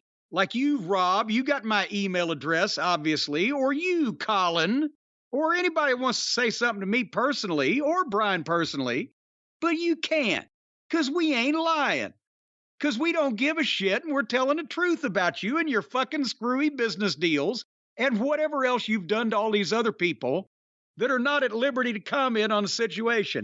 We're in the wrestling business. We don't give a shit. Fuck you. That's right. More to come. And if anyone involved in this, Rob Ellen or Colin Thomson or anyone beyond what we're saying on the air has a problem with it, let me know. Just let me know. Call us up. We'll put you on a show if you want to talk to people. I'll bring a camera crew over there and slap the shit out of you. Hey, wait a minute. That didn't work out the last time. Leave the camera crew out of it. Let's just do the slapping. We'll see what Steven says. All right. Anyway, I guess we should talk about some of the wrestling now, shouldn't we? Can we talk more about Colin Thomson? No, we got to talk about other weasels. We covered on the drive-through the Dynamite episode for Wednesday night, August the 9th, but as we recorded that, God, it seems like it's 2 months ago. It was like 4 days ago. They didn't have the ratings out.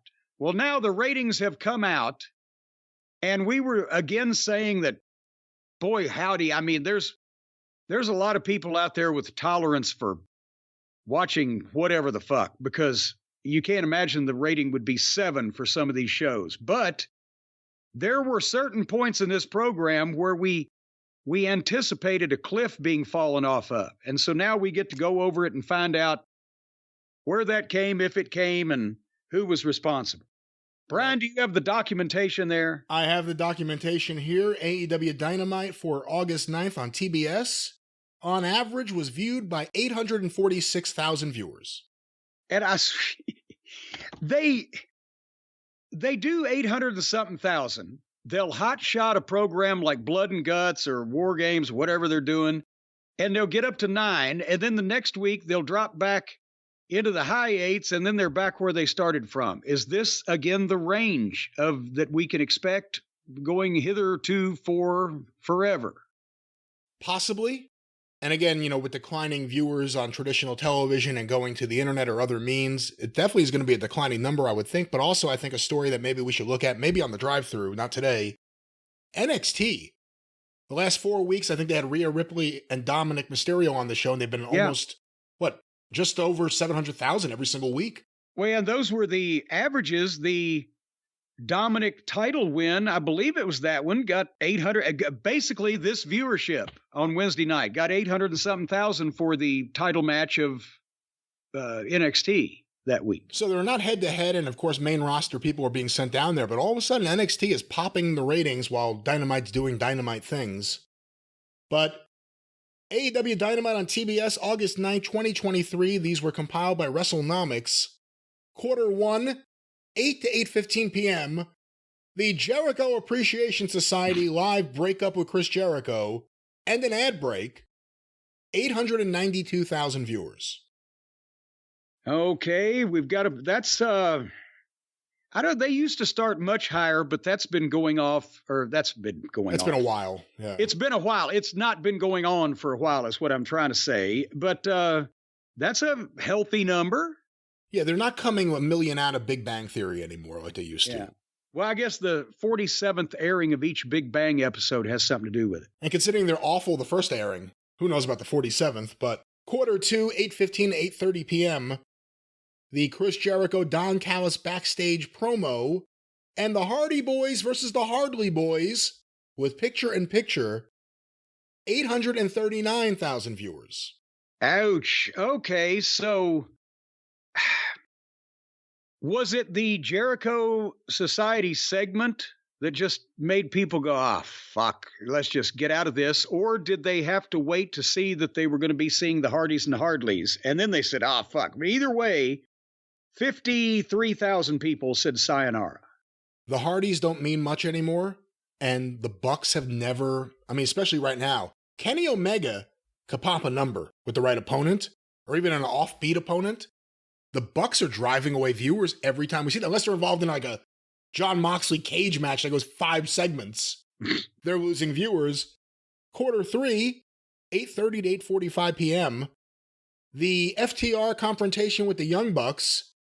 Adam Cole, it just says Adam Cole, I don't know what he did. Adam Cole MJF video, an ad break, and Blackpool Combat Club's backstage promo, 805,000 viewers. Ouch. Now, they got to go back up according to the average number, but now they've lost 87,000 people from the start of the program in only the first 45 minutes. Well, there's a reason stars of the past are still around today. Quarter 4, Jack Perry versus Rob Van Dam with picture-in-picture, as well as a Lucha Brothers backstage promo, 861,000 viewers. Okay, well, I think we can attribute that extra 56,000 people to the Lucha Brothers backstage promo. Maybe not. Rob Van Dam hadn't been on national TV in a while. Boom, there we go. I can see that happening. Quarter 5, the big 9 o'clock hour, and this story continues this week, 9 to 9:15 p.m. The Adam Cole MJF in-ring promo with Roderick Strong coming out to yell at them, and the Blackpool Combat Club entrance through picture-in-picture ads, 889,000 viewers, which is the high point, as well as the high point in the key demo, 425,000 viewers. No, it's 3,000 below where they started. Oh, shit, you're right. It's not the high point quarter, but it may be the high point of the demo. It's the high point of the demo by far. But once again, let's just stop real quick. Every week, MJF and Cole, wherever they are, Collision, Dynamite, they're popping the number. And quite honestly, the 861 in quarter 4 can partially be attributed probably to people tuning in, 6, 7, 8 minutes early for the top of the hour where they would see, and probably figured they'd see MJF and Adam Cole. Quarter 6, 9:15 to 9:30 p.m. The Lucha Brothers versus Claudio Castagnoli and John Moxley with picture-in-picture, 844,000 viewers. And as soon as MJF and Cole are finished, we have dropped 45,000. Quarter 7, 9:30 to 9:45 p.m. The finish of the previous match, the post-match, the Kenny Omega being confronted by Alex Marvez backstage, the ad break, and then Swerve Strickland and his crew being confronted by Darby Allin and Sting, 850,000 viewers. Good Lord. Okay, that surprises me because they picked up an extra 6,000 for a potpourri quarter. But what was the main event? I've forgotten. That's not a good sign. So were they tuning in early for the main event? Quarter 8, the main event, 9:45 to 10 p.m. An ad break followed by Hikaru Shida versus Anna Jay. Okay, I remember that. With picture-in-picture, 790,000 viewers. Well, and boy, they lucked out because that wasn't long enough where more people had the chance to change the channel. But yeah, that's where looking at it, I can't believe that the third quarter hour did only 15,000 people more than the last segment there. Because one would have figured that maybe people were just asleep on the couch at that point. If this show didn't have MJF and Adam Cole, it would be a straight nosedive from the beginning to the end. Yeah, pretty much. And it's been like that several weeks in a row now. So whatever we want to say about the goofiness, and I don't like the bro segments, I like the in-ring stuff.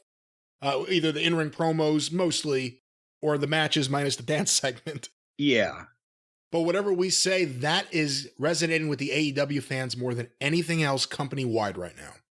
What do you think it says about the AEW talent roster, the AEW office staff, the AEW fans, every affiliated party around AEW, that the biggest things that resonate with those people are you going to be my friend or are you going to be his friend? I want you to be my friend, but you like him instead of me. It's always that, isn't it? And I mean, yes. I know wrestling has always been about friends betraying each other and backstabbing and jealousy or whatever, but it seemed like nobody ever complained about, you were my friend. Just taking it to these simplistic, childish components. Well, Jimmy Valiant was kind of upset at Pez, now that you think about it. That's true. I mean, they were friends. They were friends. They were friends. And then suddenly Pez became Shaska, and Boogie got his head shaved. And if the Young Bucks and Adam Page, I'm not even going to leave Omega out of this. If they had been booked by someone other than themselves from the beginning of AEW, and if we haven't had 4+ years of a fucking rack store cowboy having emotional issues and worrying about who his friends are, and the Bucks worrying about who's friends, every single thing they do is about who's friends with who. That's why people think it's all stupid. Because they're stupid. But yeah, we get way too much of that. Never like, you tried to fuck my wife. You want to make something realistic nowadays? You fucking Instagram something on my wife? Nothing like that. Instead, it's like, oh, you don't want to hang out with us anymore. Well, I do. Remember when Page took the job guys on a ride on his new lawnmower? Yeah. That helped. But he's trying to have a career to fall back on. As a landscaper? As a landscaper. I wouldn't hire him. Farming only has its seasons. Anyway, that was Dynamite, wasn't it? It sure was. All right. Well, after Dynamite, it's probably best if you watch that program if you get a good night's sleep. Or if you just need something to calm down, you've got stress and anxiety over bad booking or childish talent, or maybe you've got pain. You got pain in the ass or a headache or something like that. Whatever the case, I think before you lay your weary head down on one of the mattresses that we often recommend here on the program, you got to make sure before you get your atmosphere right, you got to make sure the body and the mind are right, Brian, right? Is this correct? Yes. Yes, that's why that 90% of customers of the CB distillery report they have better sleep with CBD, and 81% of the customers say CBD helps with stress and anxiety. 80% report less pain after physical activity, and it helps with your focus and concentration.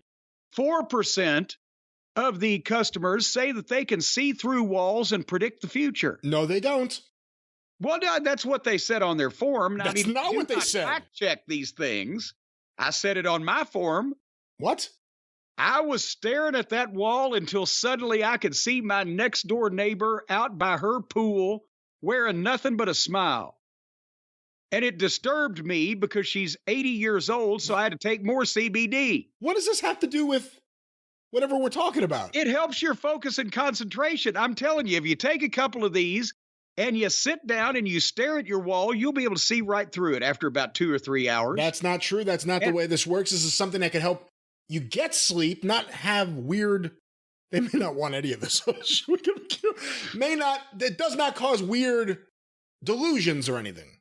Hallucinations is what you're saying? That's what I'm saying. You saying I was just seeing all that of my own volition. It didn't have anything to do with the CBD and other plant-based solutions that are carefully formulated from CB Distillery. Didn't have anything to do with that. I was just imagining things. It could have been the Sprite.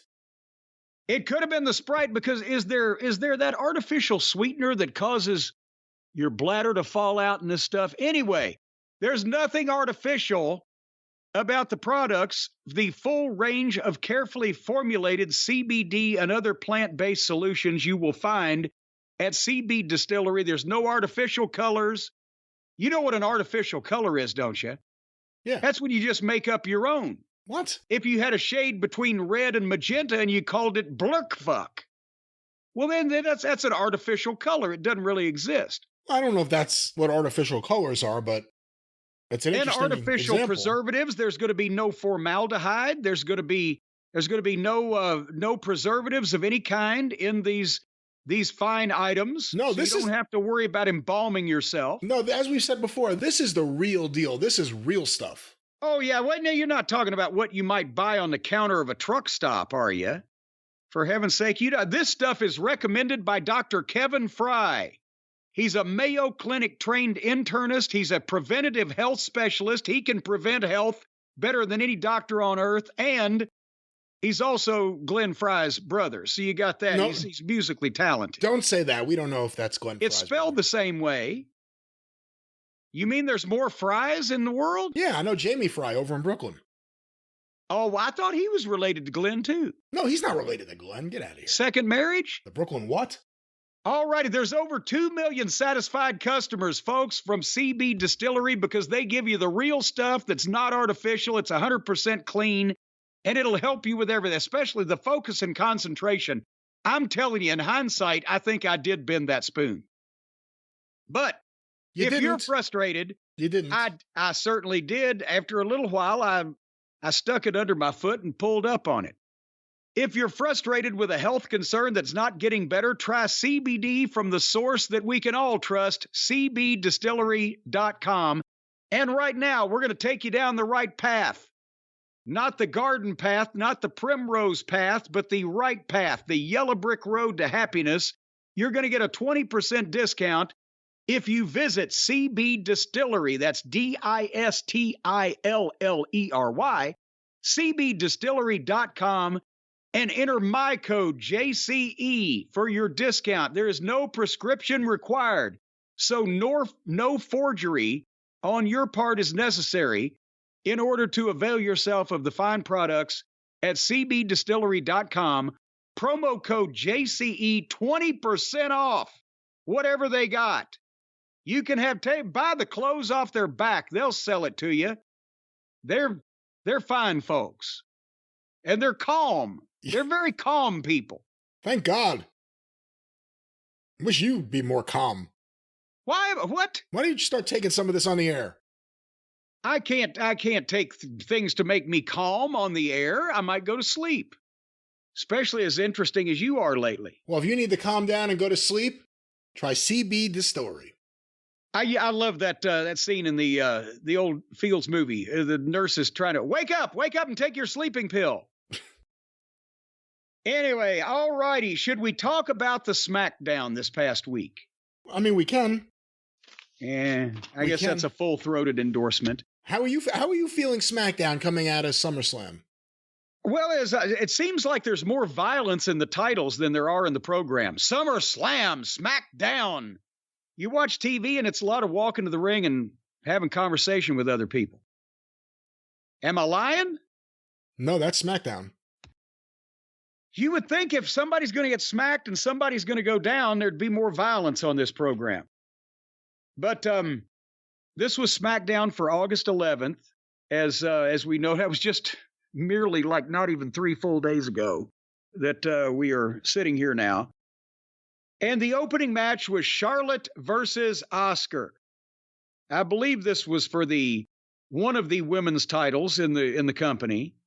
Was it or what? No, it wasn't. No, she lost it to Bianca. Yeah, that's right. And then Bianca lost it to Io. And then Bianca lost it to Io. And then Chase the Cat that ate the rat that lived in the house that Vince built. So no wonder we can't keep track of who. They've had 3 champions in the last week. But anyway, they went 2 minutes to even the first match with 2 main eventers, 2 minutes to the break. But finally, the upshot of the whole thing was that Charlotte made a big comeback. She was about to get the figure 8.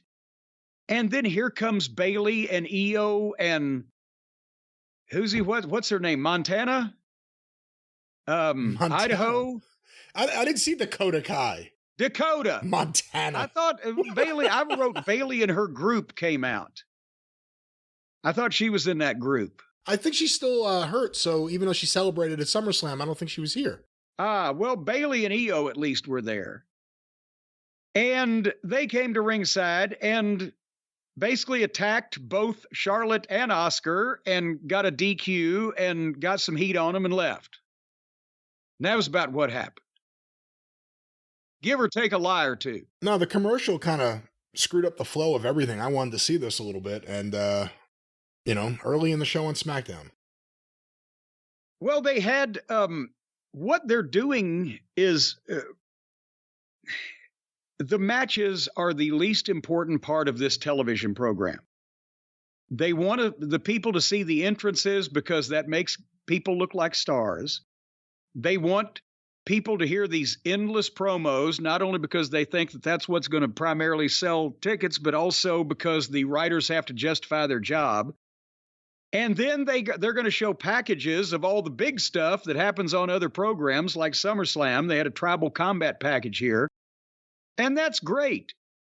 They just don't have any room for these pesky matches. So, and then after the tribal combat package, which was very, very good, I'd rather see that thing told in 3 minutes than 45, to be honest with you. But when they come back, one of the matches that's been announced and advertised, Escobar challenging Austin Theory for the U.S. He's got the U.S. title, right? Yeah. Well, Escobar gets jumped in the back by Theory and he slams a equipment case on his leg. So now Escobar is in question for the main event tonight. We'll get there. We'll talk about it later. Talk to me about Karrion Kross against AJ Styles. Have they just they give Kross these spooky pre-tape promos so Scarlett can growl at people and he can say some pre-written, grandiose dramatic material for about 45 seconds. But then every time he works, he gets the shit kicked out of him and it don't take too long. So what are we supposed to think here? I'm not exactly sure because they always do something to make you think they're going to do something. Remember, there was a match where Karrion Kross came out of the crowd and choked out AJ. He was still yelling at him, "It's not over," during the Battle Royal at the pay-per-view.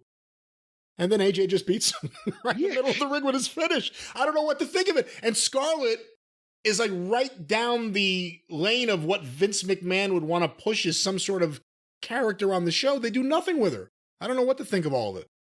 Scarlett is the closest thing that resembles Sable that they've had in 25 years. And that would obviously, we know about Vince's alley and what travels up or down it. This match, 2 minutes to the break. They came back. AJ hit a splash. Scarlett put Kross's foot on the ropes. Mia Yim was with AJ, so the girls got in a fight at ringside. And Mia threw Scarlett over the fucking desk, just flung her, and AJ hit his finish, 1, 2, 3. And that was another case of there you are. Right, what are you supposed to think of that? Just AJ got a win? You can't really care too much more about Karrion and Scarlett. Like you said, she got thrown one way, and he lost to the finisher. He got beat. Middle of the ring. Maybe he had to go out and park some cars afterwards to finish up his night. But I mean, now he looked like something, we've said this many times, bald, and when we were just getting glimpses. But if this is what he's got, the hair killed him. We're not really blown away by his matches. She does very little of anything. So I don't know what's going on. But the Brock and Cody package was tremendous. See, the packages on this program are without compare. That's always been WWE's strong suit. Yeah. And I mean, they can take a shit sandwich and they can make it look in a minute and a half or 2 minutes with some music and editing like you missed the goddamn greatest meal in the world. But then speaking of the greatest meal in the world, in the back, Rey is mad. Rey Mysterio, he's mad about Theory for attacking Escobar and trying to fuck this whole thing up. More on that later. And then we came to Edge in the ring. I couldn't wait to hear what you thought of this. It's kind of like putting me in a Wendy's cheeseburger eating contest against stiff competition. You like what you're consuming, but by the time you get to the point where it's that fucking much of it, you're sick of it. Is that kind of what you thought? I have not been a big fan of Edge's promos for the last year and a half or so. So when he came out here, I was like, okay, let's give this a moment. He started talking in the way he does, and I kind of got pulled out of it. But by the time, and I'll let you tell the story, it got to where it was going, then I was really like, what is this? This went on and on for very little reason, because they could have said, well, they couldn't have said all the things they said in this segment quicker, but they could have said what needed to be said a lot quicker. But Edge came out, his 25th anniversary is next week in Toronto with the WWE, but he came to Calgary because it's been too long since he's seen those people, but also he wanted to say that next week he wants a match against somebody that he's never faced before. And I'm thinking, ooh, this could be intriguing. And then Sheamus. And what? And was your first thought, really? They've never faced each other before? I feel like I've seen this guy wrestle everyone 20 times. Well, no, my first thought was, I don't care whether they've ever wrestled before. I don't think anybody ever wanted to see him ever wrestle before. And then there was a long explanation of how that old Sheamus is the guy who got him back in shape for his return after a 9-year retirement. And then they showed footage of the long explanation of a bicycle ride that they did for Sheamus's YouTube show that convinced him that he could wrestle again. And he worked out with him before his Rumble return in 2020. And I wrote at this point, because he was there about 5 minutes before the top of the 9 o'clock hour. I said, well, Edge has taken long enough. By the time that he introduced Sheamus and the Brawling Brutes, it was the 9 o'clock hour. And then they showed tape of the bike ride, and Edge wiped out. And then they showed a picture on the big screen of Sheamus sitting on Edge's daughter's bike. And then they traded scripted witticisms and or put over comments and or snide comments. And Sheamus went into the story of 2004 when WWE came to his town and he met Edge, and they owe each other so much that they want to fight. Of course, that makes perfect sense. Brian, put him up. I'd like to you've made me a ton of money. I'd like to kick the shit out of you. I wrote, Jesus, everybody can speak here, but this is the longest, most boring reason for a match ever. In quotes, we really like each other and have a great history together, so let's fight. That's what, and then finally, they agreed to the match, they shook hands, and Sheamus told Edge he hopes that he wasn't making a mistake. And that took well over 15 minutes, did it not? It took a long time. Edge was going a while before Sheamus even came out. Well, I don't know what else you want me to say. I mean, it was just bizarre. I don't want them to say anything else, that's for sure. It's just two baby faces, like, nicely agreeing to wrestle each other for no reason. Obviously, that match will go somewhere. Someone will do something. Maybe Edge needs to show him that he's not the soft bike riding guy that I don't know what the fuck this was. I don't know. The other brutes just stood there in the back like cheerleaders. Yeah, why did they come out when it wasn't going to be? It's two baby faces, and they're talking to each other face to face, straight up. The other guys, when they come out, then maybe they're going to switch Sheamus heel, which might not be a bad idea. Yeah, and the other two brutes are wearing like soccer shirts, and he's out there dressed like he's going to clean the sewer in like the 1870s. I don't know what this is. And then they're going to have this match. They're smiling at each other. The only moment you get anything is that very last moment where Sheamus says, hope you didn't make a mistake. Until that moment, it's like they were hugging each other, smiling. They're loving each other this whole time. Bizarre. God damn it. Teach you to do something nice for me. But then we had a SummerSlam Battle Royal package. And we know who the star of that match was LA Knight, with everybody saying it.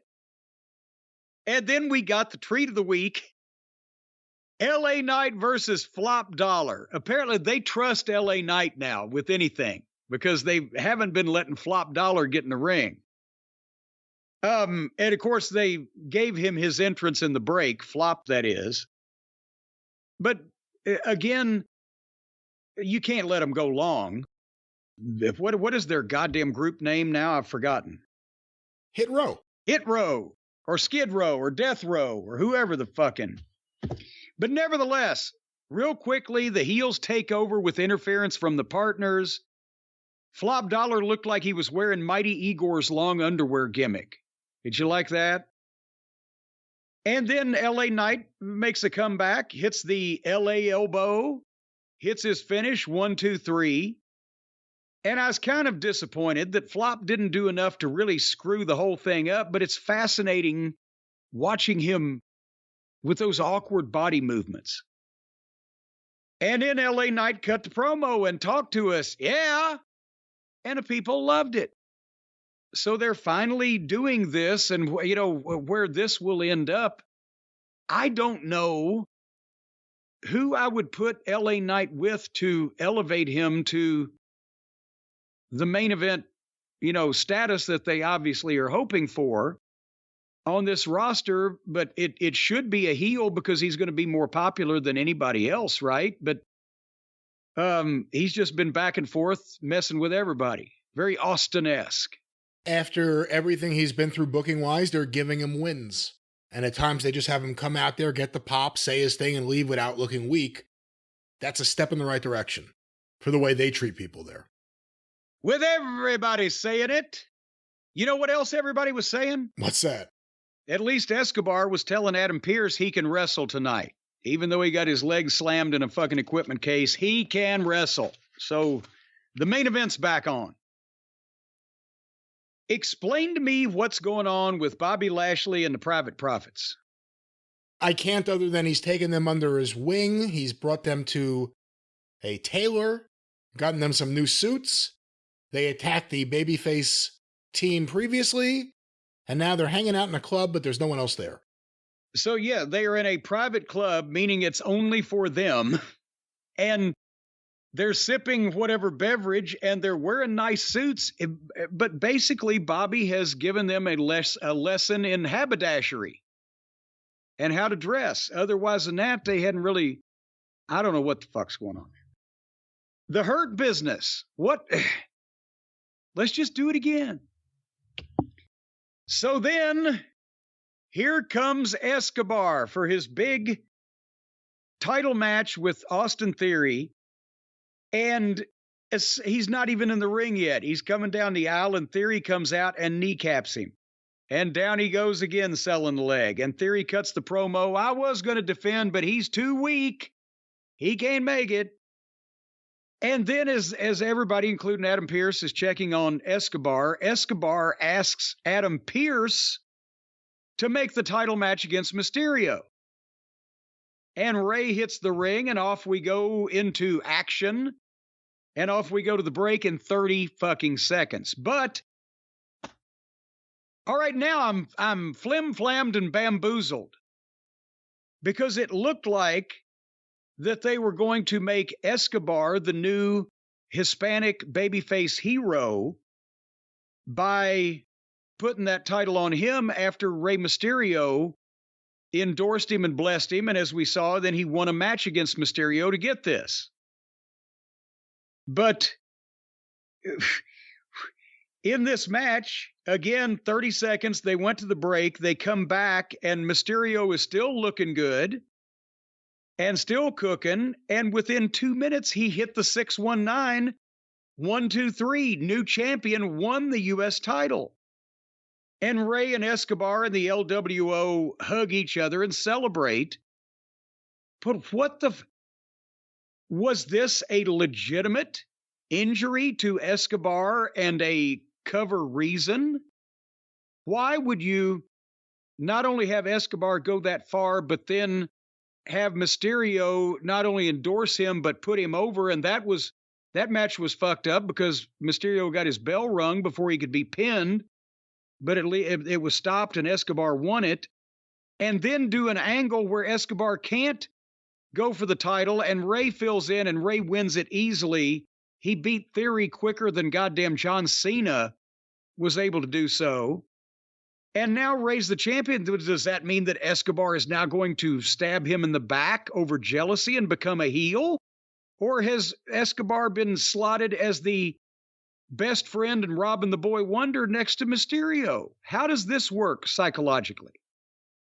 I'm not exactly sure. Again, I was surprised by the finish. Can't say I'm surprised by an angle or a match or anything, but taking the belt off Theory, putting it on Ray was a surprise, and maybe it leads into Escobar, who went from being in a lucha suit to being in the LWO like overnight, and respecting Ray when Ray was having the issues with Dominic. Maybe they realized that Escobar as a heel would be better than Escobar as a babyface. Maybe, who knows? Who knows what the reasoning is for this? I was surprised, though. It looks like they started to do something and Vince changed his mind. Is one of those. I'm not saying it. I don't know it. But I don't know what's going on. Anyway, so then we got an in-ring promo with Roman and Paul and Solo. And have you noticed now, especially when he turns sideways, Paul looks like he's had what little hair he has left drawn on his head with a Sharpie. Well, I think he dyes what hair he has left. But black. he's dyeing most of the hair on the sides of his bulbous bison head. Will you stop it? You know, I'm just saying it. He's got that profile of like a bison where he's got the hump on it. But he's dyeing it black, but then he's putting in like the greasy kid stuff or whatever, because instead of individual hairs, you see giant, thick black bands, like 4 or 5 of them. And it's hair stuck together, so it looks like it's drawn on with a Sharpie. Maybe. But anyway, so Roman says to Paul, where's Jimmy? And Paul says, I don't know, I haven't talked to him. And Roman's not happy about that. But suddenly, Jimmy appears at ringside and comes into the ring. And we will recall that Jimmy is the one who pulled his brother Jay out of the ring and cost him the win at SummerSlam, and et cetera, et cetera. And Roman tells Jimmy, don't worry about these fans. They don't matter. I owe you one. You name it. What do you want? You want money? You want a car? You want a boat, a yacht, a jet? I believe the money, the car, even the boat. The yacht, maybe, but a jet, I don't know if he's willing to go that far. But Jimmy didn't want anything. Because what he did, and this is the explanation we've all been waiting for, what he did had nothing to do with Roman Reigns. And Roman's like, well, that's ridiculous. I run this place. It's all about me. So you don't want the material thing. You want power? You want to be the new right-hand man?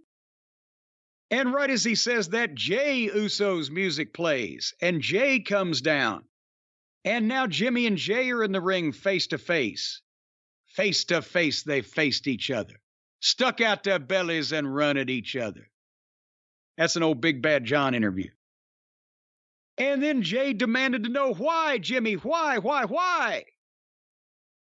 And Brian, this is where that Jimmy explained why that when Roman attacked Jimmy and sent him to the hospital, and Jay decided to get even for the hospitalization of his twin brother by coming and beating Roman and taking the tribal chiefness away from him so that he couldn't bully all the rest of the family anymore, Jimmy says that he screwed Jay out of that because he loves Jay. It wasn't jealousy. I was afraid to lose you. If you were the tribal chief, what happens to the Usos? Would power make you like him, like Roman Reigns, make you misuse people and mistreat people? I didn't want you to be an asshole like him. Brian, is it a good enough reason that your twin brother would stab you in the back and physically attack you because he was afraid that you weren't going to be his partner anymore, that you were going to progress to be a big star on your own? And even though he's fighting for redemption for you, for the guy that hospitalized you, He's thinking about himself and the tag team situation and would rather fuck you out of getting ahead so that you would stay with him? Is that a good reason? Unfortunately, maybe the only good reason they have, but it's not a good reason. And if I'm Jey Uso, I'm saying, why didn't you call me on Sunday? Yeah.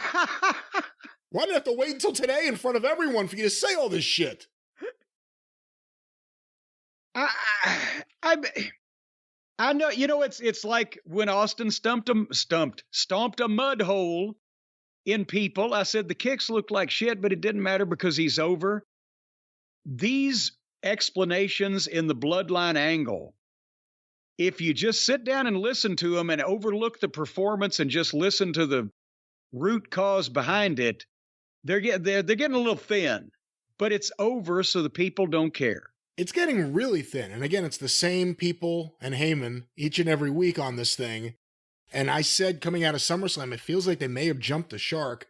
I heard from some other people who said the exact same thing and had the same thought at the same time. This didn't do anything to convince me otherwise yet.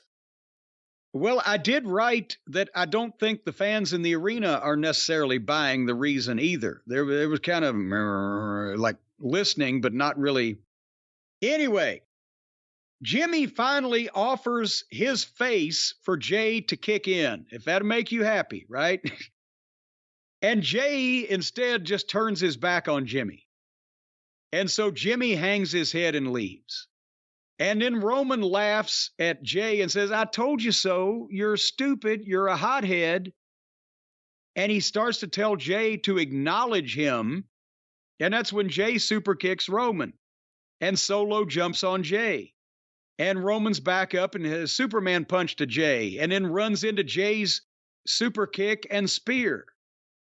And so now the heels have been routed and they just, Roman and Solo roll out and completely disappear. And Jey tells Jimmy, come back, Shane, Jimmy Shane. And Jey jumps out on the floor and Jimmy turns around and Jimmy comes back to Jey with his arms stretched out for a hug. And Jey super kicks the shit out of him. And then walks out of the arena through the assembled audience. And scene.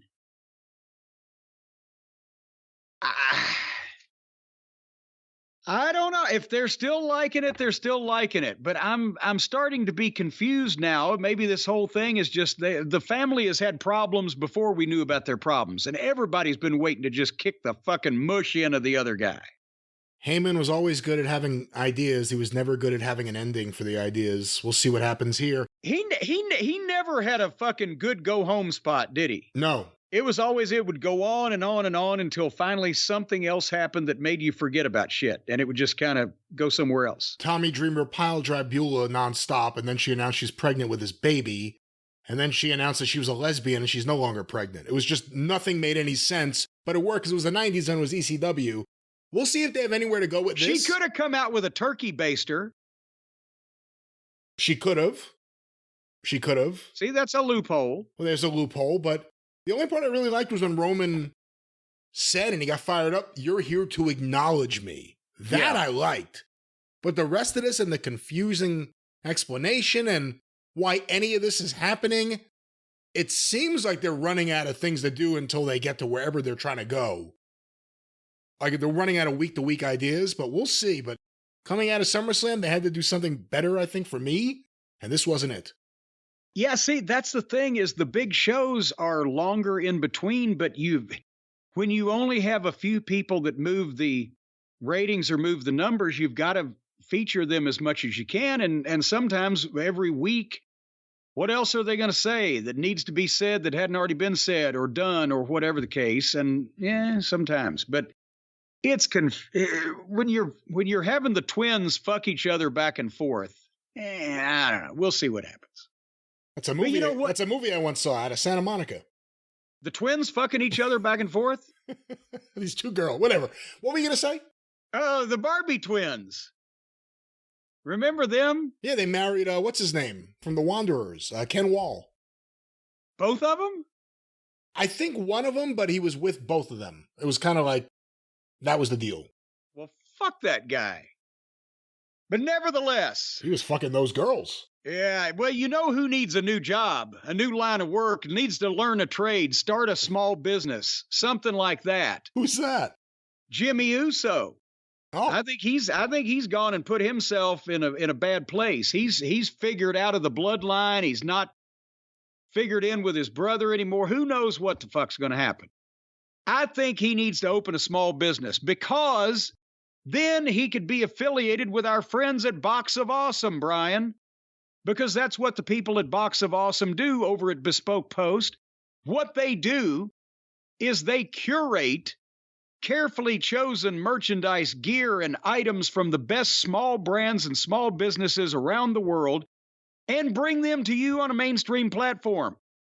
And it can be anything that you're interested in, any genre or subgenre. We've talked about, they've got everything from knives to cooking supplies to barbecue rub to mint julep cups to do-it-yourself pizza kits to hot sauces. I think they actually have parachutes.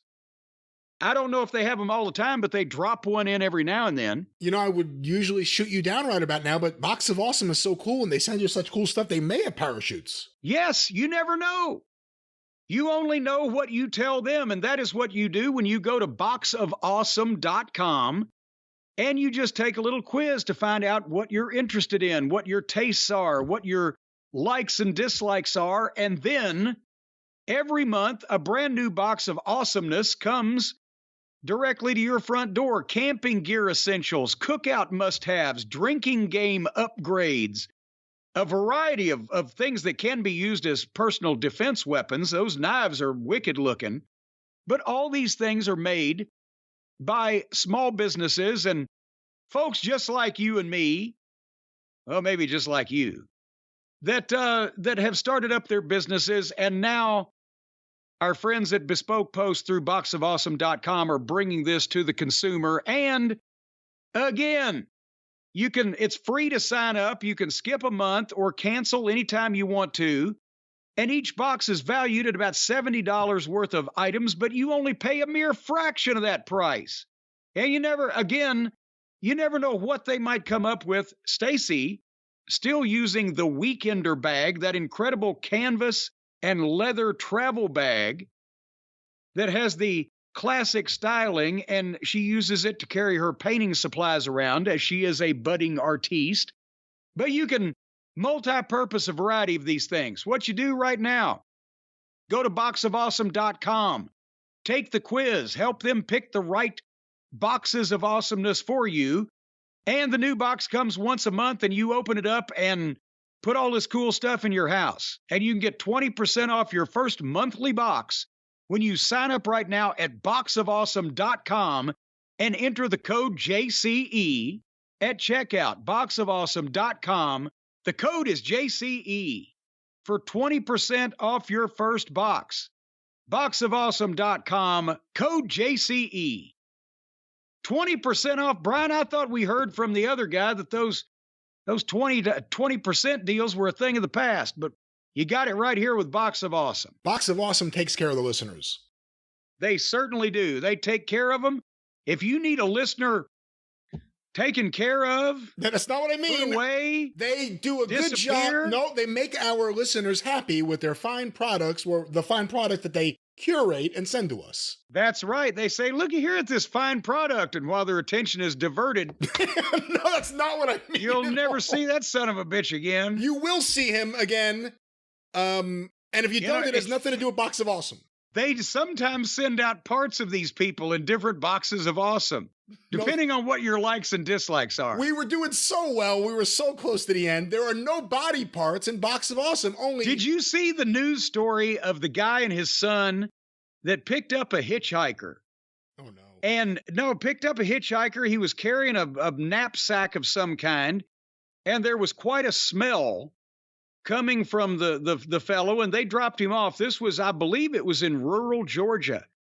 They dropped him off, and then come to find out that one of the next towns over, this guy was wanted for murder. They were actively looking for him because he killed this guy and cut his head off, and apparently had the head in the knapsack. So don't pick up. Isn't that a movie? I mean, is this a real news story? You're just talking about a movie you saw. No, this is a real thing I saw on the TV news. It was 8 heads in the duffel bag. Yeah. But this was just one guy's head in a knapsack. But the guy with 8 heads in a duffel bag wasn't hitchhiking. But anyway. Is there a difference between a knapsack and a book bag or a backpack? Well, yeah, because if you got a knapsack, you're holding all your stuff you take naps in, your pajamas, your sleeping cap, your sippy cup. Is it the same bag, though? Is it the same kind of thing? No, it's a different. You got a sack for naps and a sack for backs. So you're saying a knapsack is different than a backpack? A knapsack is much different than a backpack. A backpack could have school supplies and I'm not all kinds of or heads. Well, forget about that. I'm not talking about what's in it in terms of the actual structure of the apparatus. I would think a backpack would be different still than a knapsack. A knapsack doesn't have to be just limited to just being a backpack. A knapsack could be carried on your back or around your neck or on a stick over your shoulder. Well, so could a backpack. A knapsack on my back. See, you could have it on your back, but it doesn't need to be. Well, I guess you could wear a backpack on your front and cover up your dick, and that way if somebody kicked you in the balls, you'd have padding. I don't know why you went there, but beyond all of this, if you want to get something awesome, box of awesome from our friends at Bespoke Post. That's right. And if it smells, don't open it up because it's got somebody's head in it. No, it does not. There are no heads in any of the packages they send out. There will be nothing smelling bad. Make sure when you take the quiz, do not say that you enjoy collecting disembodied heads. Well, you could say that's that. That's all you got to do. You can say that in the quiz, but it doesn't mean that you're going to get a disembodied head sent to you. Well, no, because if you say that in the quiz, they'll know you're not a collector, and they'll send the heads to somebody else. So make sure you say that. Boxofawesome.com, code JCE. Box of Awesome. Well, Brian, what in the wide, wide world of sports is going on at the Arcadian Vanguard Podcast Network this fine week? Another fine week of programming on the Arcadian Vanguard Podcast Network. Get information about all the shows on Twitter at Superpodcast or on Facebook at facebook.com/Arcadian Vanguard. A few notes. Of course, the wrestling news. Each and every day, get your free daily wrestling newscast every morning. Find out all the news. None of the opinion. Find out what's really happening. News you can trust from the wrestling news. Get it at thewrestlingnews.com directly or wherever you find your favorite podcast. Look for Arcadian Vanguard's The Wrestling News, approaching 1 full year of 365 days of daily wrestling coverage. Check it out today. The Wrestling News. Also want to make mention of this week's episode of Shut Up and Wrestle with Brian Solomon at suawpod.com. Available wherever you find your favorite shows. This week's guest, Mike Edison, formerly of Wrestling's Main Event magazine, formerly of High Times magazine, the author of several interesting and fun books. Hear this today, a fun conversation. Once again, suawpod.com or Shut Up and Wrestle with Brian Solomon, wherever you find your favorite podcasts. How in the world did he not name that podcast The Wisdom of Solomon? I don't know. That has not come up in any of our previous creative meetings over here at Last Minute. Apparently you're not very creative. That's actually going to be his spin-off show, The Wisdom of Solomon. We're saving it for last. Once again, Shut Up and Wrestle with Brian Solomon, suawpod.com. And of course, the 605 Super Podcast, The Mothership! Hey, that's kind of puny. But there's no puny episodes in the canon of the Super Podcast. Go through the archive at 605pod.com. Available wherever you find your favorite podcasts. The Mothership. Yeah, there's no puny episodes in the can. That's where I listen to all those episodes of The Mothership, is in the can. Speaking of in the can or in the tank, another episode of Collision from AEW is in the can, as they say. This was... What was the date of this? August 12th, the Saturday night, which is all right for fighting, according to our friend Reggie Dwight. You know, I figured out, Brian, how they named these programs. Think about this. Dynamite, as far as their television program, the program is just completely chaos. Nothing makes any sense. Nothing followed up on. Dynamite, or Collision rather, is the program where you know what's going on. It makes sense. It might not be your taste, everything, but at least you understand what's happening. So when you go back to the root of each of those words, Brian, what is a collision? A collision is a sudden impact, right? Whereas dynamite causes an explosion. So every insurance adjuster will tell you, if you get in a collision, there you are. But if you get in an explosion, where are you? See, that's the difference. What's Rampage? You know where you are on one. You don't have a fucking clue where you are on the other. That's true. So let's go to Collision, where we got the opening comments from the Acclaimed and Christian Cage and Dino Douche and CMFTR. And then we got Elton John, and then we got the Greensboro Coliseum. And I'm thinking, boy, if you took about 500 people from the Greensboro Coliseum at a wrestling show in 1987 and set them down in front of this, I bet you they would have banded together and made whatever makeshift weapons they could and set the whole building on fire.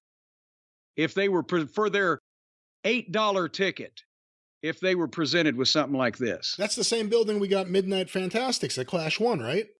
Yeah, so what's to say you got Valentine and Wahoo, you got Piper and the other Valentine, you got Flair and fucking Race and Flair and Dusty and... I was tying it to you. Well, yes, but I'm just saying overall, it's a very hallowed hall. But what we got in the opening, and I'm not going to ride Collision too much because once again, here's the thing. Even if you don't like everything, there's no excessive furniture. There's no constant gymnastics. There's no ridiculous amounts of, no disqualification, goofy stipulation matches that are dreamed up in teenagers' basements. The right people win most of the time, and the right people lose. The matches make sense. Everybody's trying to be a serious professional wrestler of some description.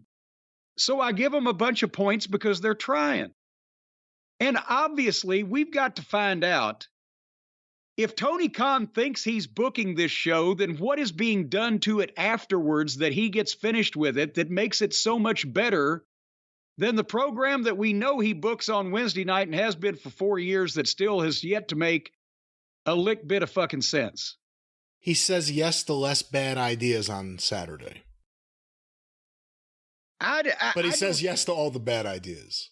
I don't think you can claim that you're writing a program. It's insulting if he claims that he's writing Wednesday nights, then he looks like an idiot. If he claims he's writing Saturday nights, he might not look like a genius, but he looks like he knows what he's doing. And I don't think both those things can be true at the same time. So somehow they've managed to avoid Tony's influence on Saturday nights. Anyway, the influence that we got at the opening of the program was Ricky Starks in the ring. And now he's a full-fledged heel and he's milking it. He had Steamboat's belt that he whipped him with last week and did a full heel promo while he was shirtless with a yellow backpack vest. It looked like he went to take his second job as a first responder but forgot to put all his clothes on. I don't know what was going on, but that's a heel outfit. Yeah, but for someone whose whole thing is he's Mr. Stylish, I have to say that's one that I was like, is he a construction worker? What does this look here? Well, I think it was the Village People version of a construction worker where there's no dirt on anybody and the colors are bright, but... Shivani was good here, too. Well, he announced that AEW has suspended Ricky Starks for 30 days from wrestling for whipping and injuring Ricky Steamboat. So there's actually repercussions for people's actions. Imagine that. But Starks, being a heel, got around it by saying, well, I went and got a manager's license, and I'm going to be on TV every week. So that's interesting. Who will he be managing in the corner of with the manager's license? But and then he started promoing Punk and swore to set the whole company on fire because this is war. So it was one of Starks' best promos. What is war, though? What is he upset about? Well, he's upset that he had to wait this long to be able to be switched heel and featured on a good television program. That's the only problem with this. It was all great, but what is he actually, I'll burn this place down. Why? What's the problem? Well, maybe he found out they want to give him stock for his guarantee of his contract instead of... But it was one of his best promos, and that's the thing. I wasn't sure about starting the show out with Ricky Starks live in the ring for a promo for 10 minutes. Because there is the perception of relative star power, whatever. But you got to break a few eggs to make some lemonade, and to get your talent that you're featuring out there in prominent positions, sometimes you're going to have to do that. So he carried it. He did a good job of it, so that's fine with me. I don't know what you think, besides the questionable fashion sense. I mean, but again, he's a heel and he's acting obnoxious, so it kind of works, but it still was like, what the fuck is he wearing? Starks was great here. Starks is great here. He got over as a babyface, but he's best as a heel. And it comes out in a segment like this. He was fired up. This is a guy, he may rehearse what he says, I don't know, but whenever he delivers it, he's fired up and you believe him. Yeah. And he's really good at that. Shivani's good in this role, and I liked him here. The manager's license thing, how do you take that? Do you take that as he's injured and we want to keep him on TV, or we need to find a way to do something to establish rules, but we also want this guy on the show? What do you think of that? And then what do you do with it? We haven't heard that he's injured, have we? We haven't. I'm just trying to guess out loud. No, I think this is because here's the thing. This is something different. It hadn't been done lately. The manager's license hadn't been done since the territory days, practically. And do you have him continue to come out and he's already beaten CM Punk, so I don't think he needs a win over a job guy every week. See, that's my thing. What's he upset about? Well, he's, again, he can have time to flesh that out. And also, everybody's upset that they haven't been treated as well as they think they should, even if they've been pampered or whatever.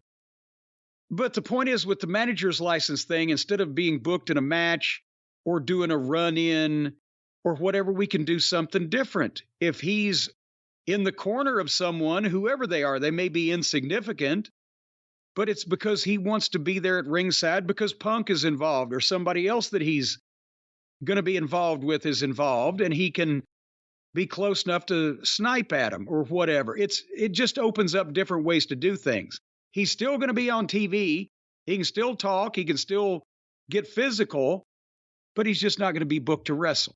And there's consequences to the actions that he undertook, but he being a heel is trying to get around and find a loophole. That's more interesting than just, here's a goddamn gas house death match or whatever. So an effective way to get more heat, you think? Yeah, that's obviously what they're trying to do. We'll see if it works. Who do you have him manage? Do you have him manage comparable wrestlers, or just go there with anyone every single week to get involved in stuff? Well, see, you can do it. You can say, hey, look, Ricky Starks has signed up little Johnny Dumbfuck. Because Starks says, I can teach this guy enough in 10 minutes to make him a star. And then he does a job to whoever fucking Starks is mad at, but then Starks jumps that guy. Or maybe it's a different person every week, whoever's going to be involved with wrestling against somebody that he needs to be interjected in with. Or, there's different ways you can do it. It could be a long-term thing where he gets a new tag team partner or a new cohort. Tully and Arn weren't always in tag team matches, but they were always friends. That type of thing.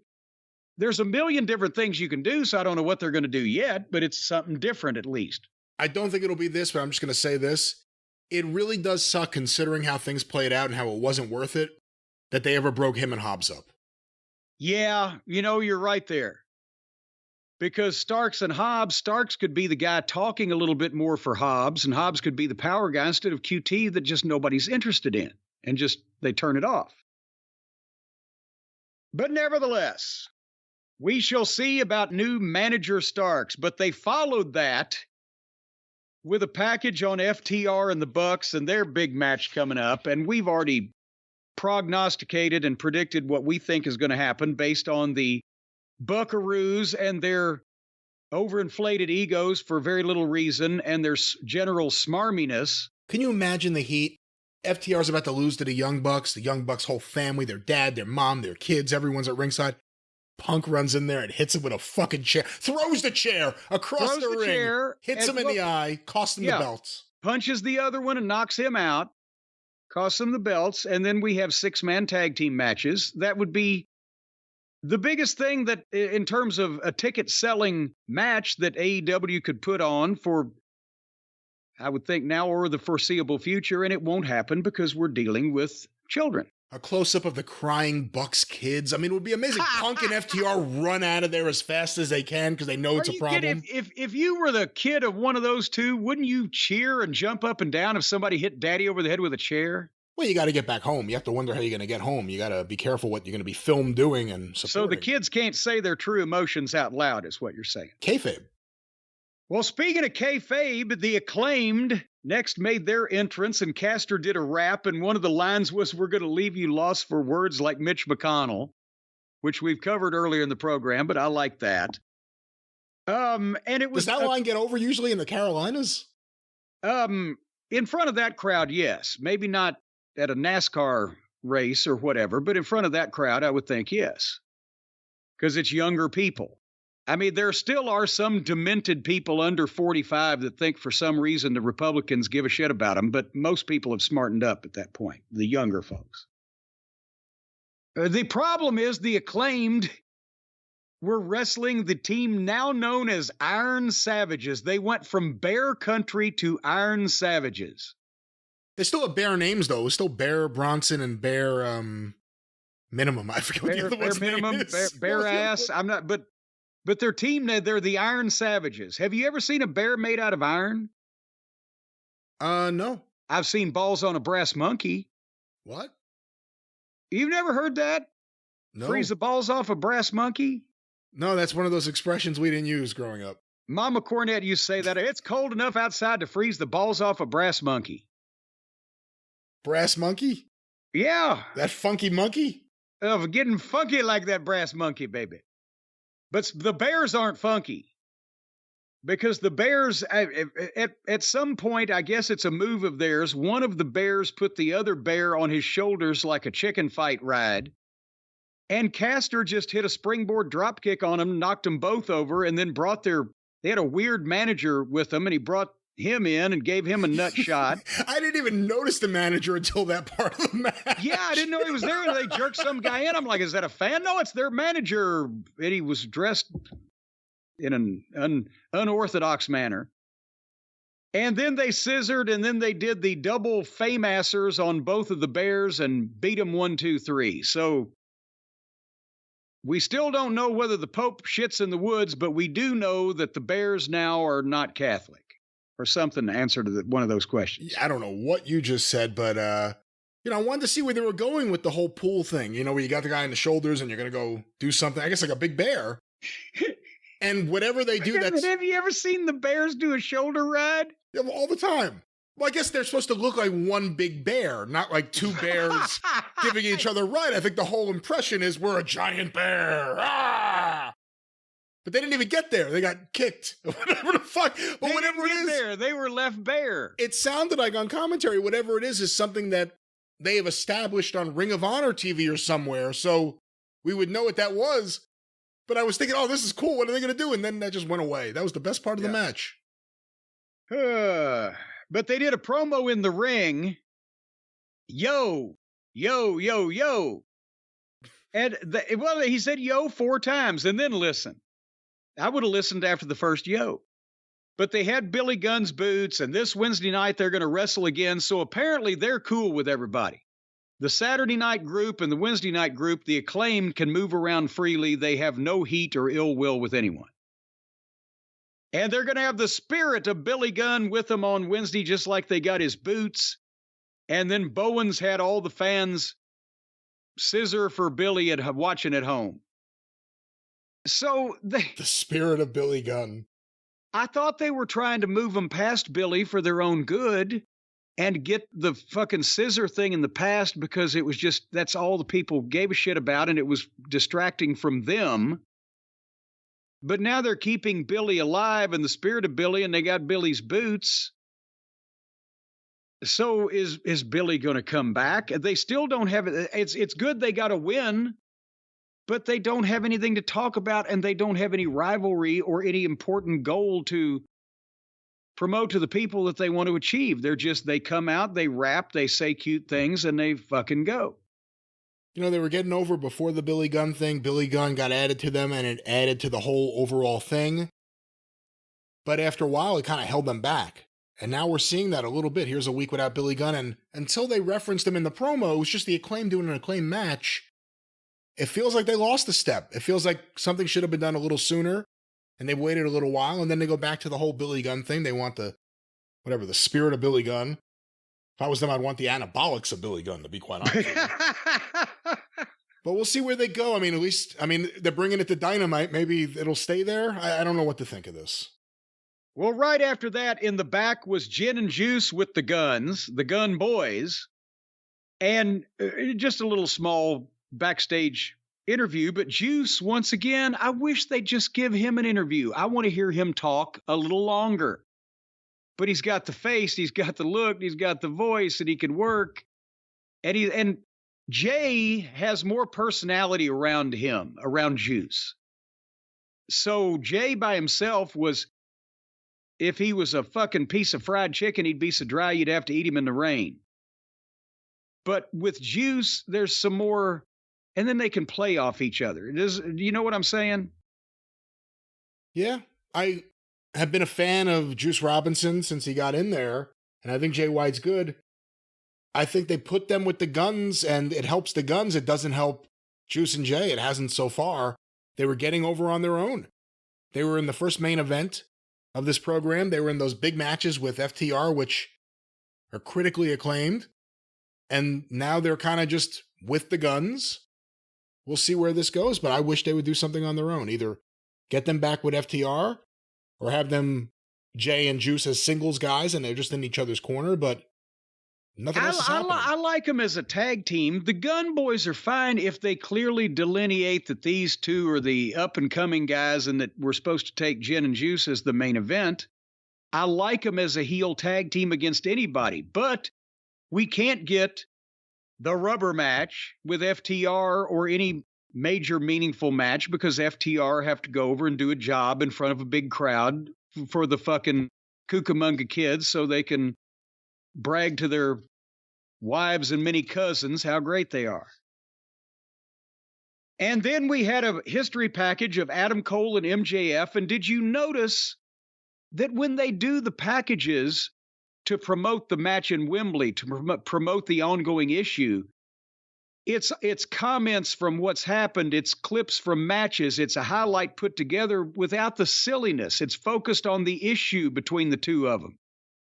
Who can you trust? Are they really friends? This is what's gone on, and make people speculate what might happen. But we didn't see dodgeball with the 6-year-olds in the package. They know, at least some of the editors know, what needs to be the meat of the matter. So if they could do it just a little straighter, I'd be a bigger fan than I am. But then we get to the girls' tag team match. Brian, Diamante is back, and she looks like she's a stocky little girl, and she could take care of herself, except that she's got to be 4'10". Did her head clear the top rope?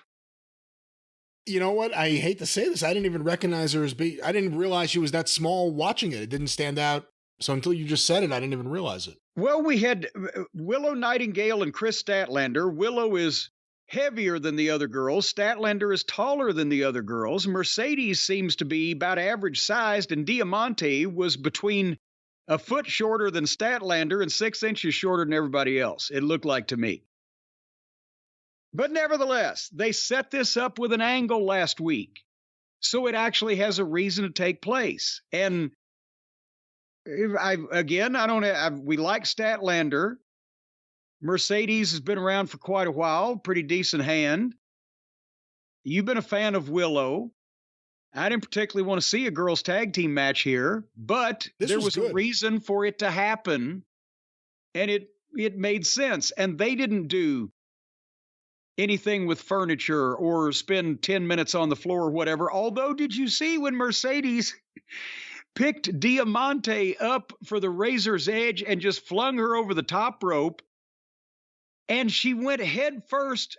They broke her fall enough that it didn't break her skull, but she was heading to the floor head first before those other girls got in the way. That was interesting to me. I saw that. I'm not sure you need that for a cold tag team match, but otherwise, Mercedes pinned Willow when Diamante stuck her feet in and used leverage. So that was a heelish thing to do. But again, you had a finish where there was no furniture, no 18 goddamn Yakuzama bombs. It was a simple wrestling finish, a heel fuck, and a win. You know what? I like the match. I gave it a chance because I'm a fan of Willow's and I'm a fan of Statlanders, and I think Willow's really good. I got to be honest with you. And Mercedes is always good. I'm not terribly familiar with Diamante beyond, I know I've watched her in the past, but I don't remember too much. It was a good match, and they surprised me with the finish. So now I want to see where they're going to go, but good match. And then I will give plenty of props, as the kids say, to the women's division for Toni Storm and her interview in the back. I told you, she's great on promos. And this time she wasn't going crazy like last week, but she's depressed about losing the title. And she has the haughty British accent and was arguing with Lexi Nair. And her promos are not only more natural, but they're different than the other girls. Natural in terms of you think she's might be coming up with a lot of this off the top of her head, and different in that she's saying different shit and taking a different tone. And she really did a good job with this. I like the haughty upper crust accent. That was a pretty good daggum British accent, wasn't it? Sebastian Cabot would be jealous. That was a very good British woman voice that you did there. Yes, it was. I think she's great. And every time we see her do these promos, she's great. And it makes it stand out how this version of her is great. Not the, I'm in this group, we're spray painting shit for no reason. Like, we're bad, we're tough. Like, whatever the fuck that is, that's garbage. This arrogant, pompous Toni Storm as a single, and she can work. Yeah. This right here is what they should be pushing. And she should be one of the champions. I know she just lost the belt. She's so good. And get her away from Saraya and Ruby Soho. I'm sorry. Yeah. And they weren't here. Every time she keeps doing these singles promos, and all they do is point out how much better she is than the other two, and that she shouldn't be with them. But how much money do you think they spent on Saraya? Boy, are they going to give her the belt in Wembley? Certainly. Well, you might think that they would want the big hometown. If she's going to get a pop, it'd be there. But then she'd have to have the belt. What are you going to do then? Beat her next week? Otherwise, she's got the fucking belt. You got a rotten women's title match well, they've had that before. Okay, moving on. Samoa Joe versus the already in the ring Andrew Everett. And again, they're doing the right thing with Joe. Quick win, dominant, convincing, great heel promo. He's got that face. He makes it sound like he means it. And he told Punk that he asked him for a fight, and he didn't get an answer. And now I guess I'm going to have to convince you, or whatever the fuck he said. He's basically going to have to convince Punk that they need to have another fight. And yes, he said that last week, and I knew what the fuck was going to happen. And he said that tonight here, and I knew what was going to happen later. And when it happened, I was glad it happened because that's what made sense to happen. So they telegraphed something, and then they didn't swerve us. They actually did what made sense to do based on what they had done before. Kudos there. Is Christian Cage Punk is now doing a combination babyface and heel promo, depending on who he's talking about and what the venue is. And MJF is now pandering to the people as a hopefully cheesy, insincere babyface that will later on show his true colors. But is there a better heel promo in AEW than Christian Cage? I mean, he's really good, but he also gets a little schlocky. MJF's a better heel promo than Christian Cage. Well, I mean, he not normally, but not now, because now he said, "I love you. You're all the devil worshipers." I'm talking about right now. Last week, he was out there with the kid on the pre-tape and telling security to kick his daughter out, and we were like, "What the fuck?" Yeah, that's what I'm talking about. He gets schlocky at times. Well, but not at this time. That's what I'm saying. Is there a better way? Is there a better, fucking football player than goddamn so-and-so? But if he's drunk or if he's hurt, yes, there is. But normally, if he's on his game, if Christian is on his game and he's being serious and he's got something to do, he looks great. He has a great attitude. He's got a great delivery. He's well-spoken. He's using the belt as heat. The dinosaur just stands there, which is the perfect use for him. And he knocked the North Carolina and the fans and Darby and blah, blah, blah. I really like that when they let him go out and be Christian, the obnoxious prick. So I like the promo, and he didn't get schlocky. But then, suddenly, and I know again why they did it, but Arn Anderson came out with his son Brock. And Arn got a great response. And he talked about the Horsemen and talked about the Carolinas and Greensboro.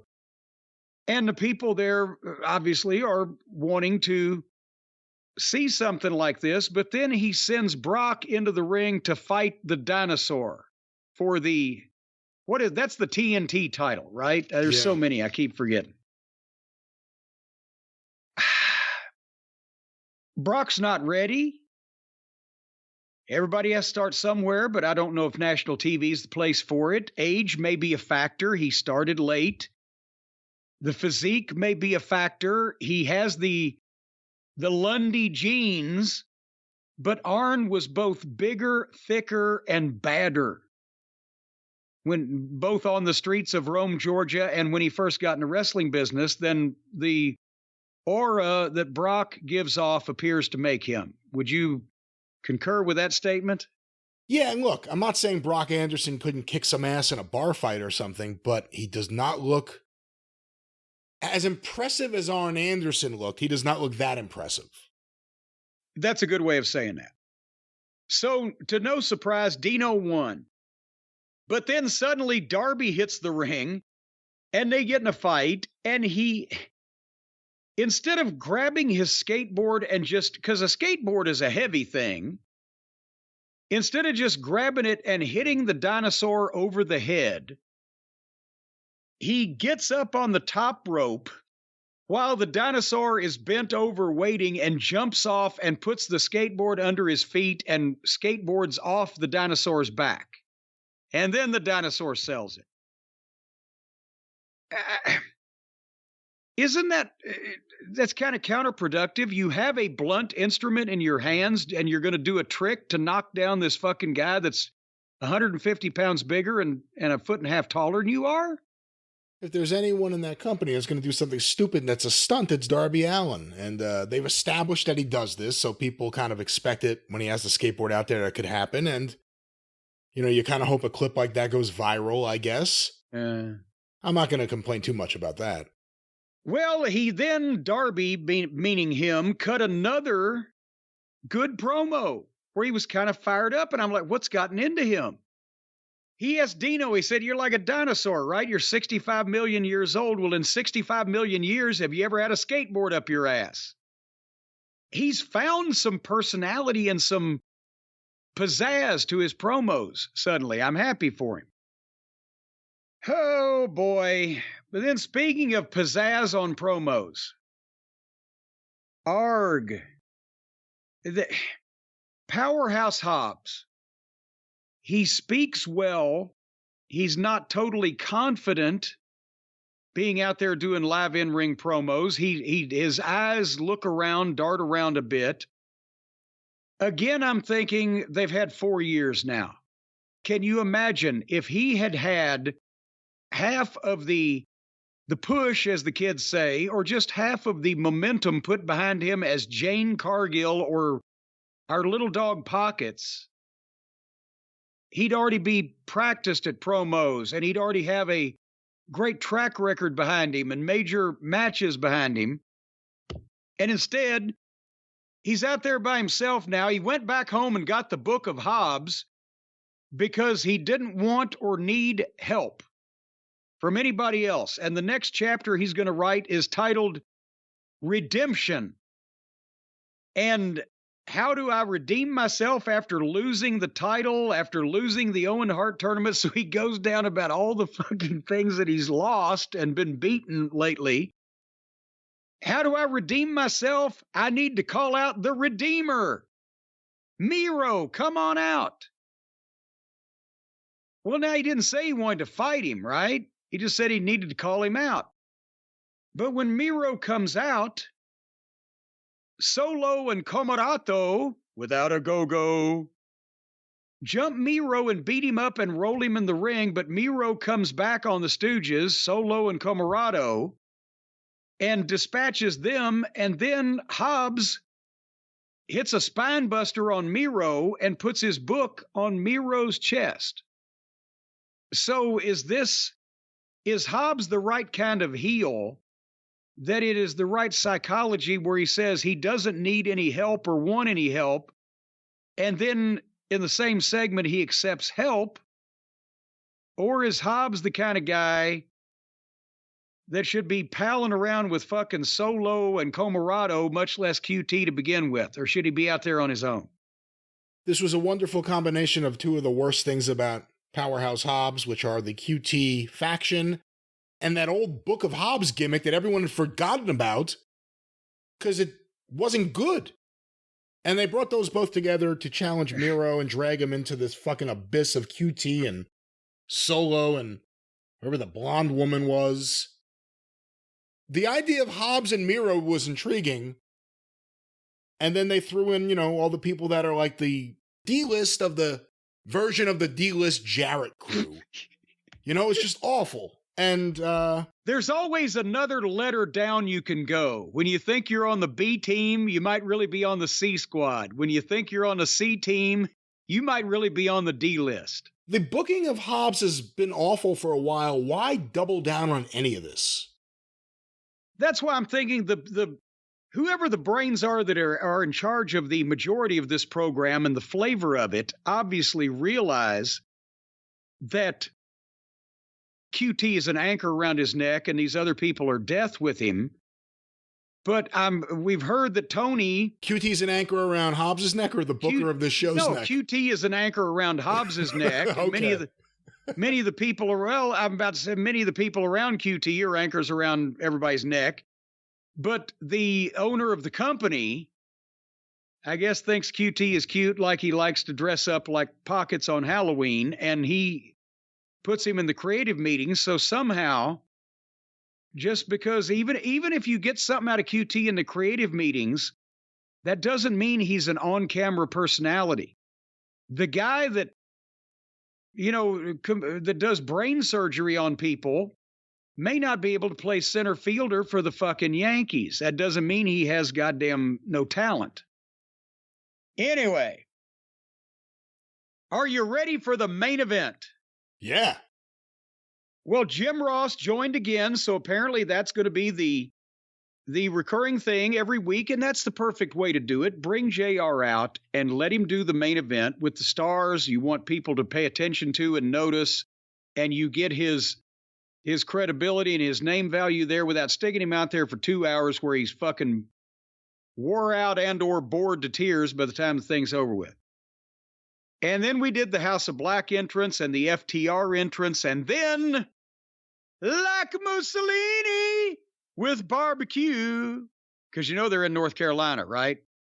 That Honey Gold barbecue in North Carolina. And Punk is able to come out. That trailed off.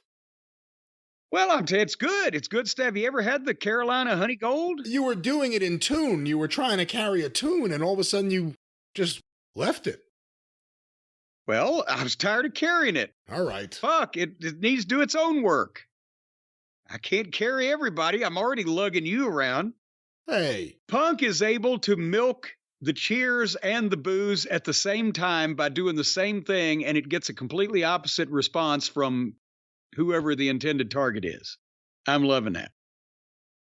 But for the 6-man tag team title, otherwise known to the children as the Trios Championship, it was CMFTR against the former House of Black. Because now that they're not teleporting and committing all of the spookiness of the mind games where they used to stop the match down to sit down and talk to everybody or whatever, they're wrestling. They look like 3 big, hairy, greasy, tattooed up fucking guys that's in a wrestling team. I can buy that. I think calling them CMFTR is so stupid. I hate that they do that. Well, they got to do all of the combined. Why? Remember CM Punk and FTR is too long? Jungle Hook, you remember that? Yeah, every team does a stupid combination. In this sense, it makes no sense because it's just initials. CMFTR. It's so dumb. See you next Tuesday. Yeah. We talked about him earlier in the Podcast 1 segment. Yes, we did. I will say, though, that Brody King still looks like Kamala if his gimmick had been an African panda bear instead of an African savage. Why? I don't. He looks big and broad and tattooed up and everything, but then he's the panda face. I'm not sure. Odd choice of the decoration. But he's working like a big man now, and Dax and the other guys, they would have to outmaneuver him and double team him to take over. And the announcers were putting over his size and power. At least they're making something legitimate out of some of these guys instead of Sockface screaming about how many times they've been to the Tokyo airport. 17 times. 17. But anyway, they went the first segment. They did some nice wrestling, some spots. They put the big guy over. Then finally they milked Malachi Black and Punk having a face-off and doing a back and forth and going to a stalemate. And then both of them sat down in the middle of the ring and stared at each other for a second. But that Punk is known for this cross-legged pipe bomb, and I guess Malachi Black sits a lot. So that got a pop, and then all 6 squared off and got the big 6-way to go to the break. And when they came back, now that they had a half an hour when this match started, when the entrances commenced, and in the WWE, you're attuned to realize that means, especially on Raw, if the main event entrances start a half an hour before the end of the program, chances are the main event will be 10 minutes. But in this case, they're starting to establish with Collision, and it's been working. They either keep their audience or increase their audience, that the main event's going to be the long match that's good with the top guys in it, that doesn't insult your intelligence. And, you know, everybody's trying to be serious. And that's what they did again here. They broke it up into like the final 3 segments. And they would get, like when they came back from the first break, they got heat on Dax. And then Dax gave the hot tag to Punk, and he made a big comeback. And he had leveled Buddy. But when he went to the top rope, Julia came up on the apron almost too quickly. You don't need to be that fucking fast, Julia. You can wait because you're only going to hop up on the apron. He's got to climb to the top rope. So wait till his fucking right foot's on the second buckle before you feel like you need to hop up. And when she did that and drew the referee, Malachi crotched Punk on the top rope, and they started heat on him. We went to the break again with Punk in jeopardy. And when we came back then, that's when Punk is selling big for the House of Black. And again, a main event wrestling match with stars, with time on the air, serious, no furniture, no flips, no gymnastics. I'm trying to do business here. And out of nowhere, Punk hits the go to sleep on Buddy, but Buddy rolls to the floor, so Punk can't capitalize. But he does hit the tag to cash, and that's where the heels really let him down. Because if Buddy rolled out to the floor, one of the other heels went down to help Buddy, and Malachi, I believe, was just standing there in the corner, and they watched Punk tag cash. No heel ever tried to stop him. Without you trying to impede the babyface's forward progress in any visual way, the pop that babyface is going to get from the tag is only going to be so far, depending on how big the star is that gets tagged anyway. Cash made a big comeback and hit the Buzz Sawyer power slam again. And then, I swear, the only one dive, but Cash hit a dive. I think there's another one coming up later, but Cash hit a dive. I think it's the first one we've seen in the program. But then he hit that bulldog off the top on Brody King for a 2 count, and that wasn't bad because it wasn't the Steiner shoulder bulldog thing. And then, boom, they did the superplex, double superplex on Brody King, and Punk came off the top with an elbow for a 2 count. That got a big pop. Then all 3 of them hit the shatter machine on the big guy, and then everybody in turn hit a big move on everybody else, and they all sold. And then this was perfect because now they've done everything they can do. They've got him up as far as they can. Punk did the dive then on Malachi Black and bounced off of him, and he's come to rest at the barricade in front of the fans. Dax hit a diving headbutt on Brody King, got a 2 count. But right then, and the camera missed it the first time, or not the first time, the camera missed it at first when it happened live. But that may have been the plan because it was better, because as Punk was leaning against the rail, Samoa Joe came from behind suddenly and grabbed him from the back in a rear naked choke and drew him over the barricade rail and choked him out. And they went to that shot as Joe was already on him, but then they went back to the ring because at that point, Brody had lariated or hit with a lariat Cash and got the 1, 2, 3, and then they go back to the shot of Joe, leaving Punk laying there. And you got the point. The House of Black retained the belts. Joe screwed Punk over and his team over by doing that and is trying to force him to fight. And Cash got beat because the odds were suddenly against them with the removal of a member of their team. So nobody looked bad and everything made sense. So again, we had a nice, it wasn't as great as Gin and Juice for an hour, but we had a nice wrestling match with top talent for the main event of the program. Instead of Hikaru Shida against Julia or whoever. Anna Jay. Don't put down Anna Jay. Anna Julia. Anna Jay. Genitalia. They wish they had Julia. Julia's actually good. I thought you were going to say they wish they had genitalia. I will say that I thought this was another great main event. I mean, look, no surprise. FTR right now are having a year. I would actually argue, look, the Briscoe matches were great, but they were different. I think they're actually having a better year this year in a lot of ways than they did last year. They just look so good in the ring right now. Well, and also because they're getting a chance to do it this year on a program that has some level of production, whereas they were exiled last year to the Briscoes, to the Ring of Honor shows, and a small building, small crowd, and blah production, whereas with Gin and Juice, you could see that looked every bit as good as anything the WWE does from a production standpoint, but the wrestling was better.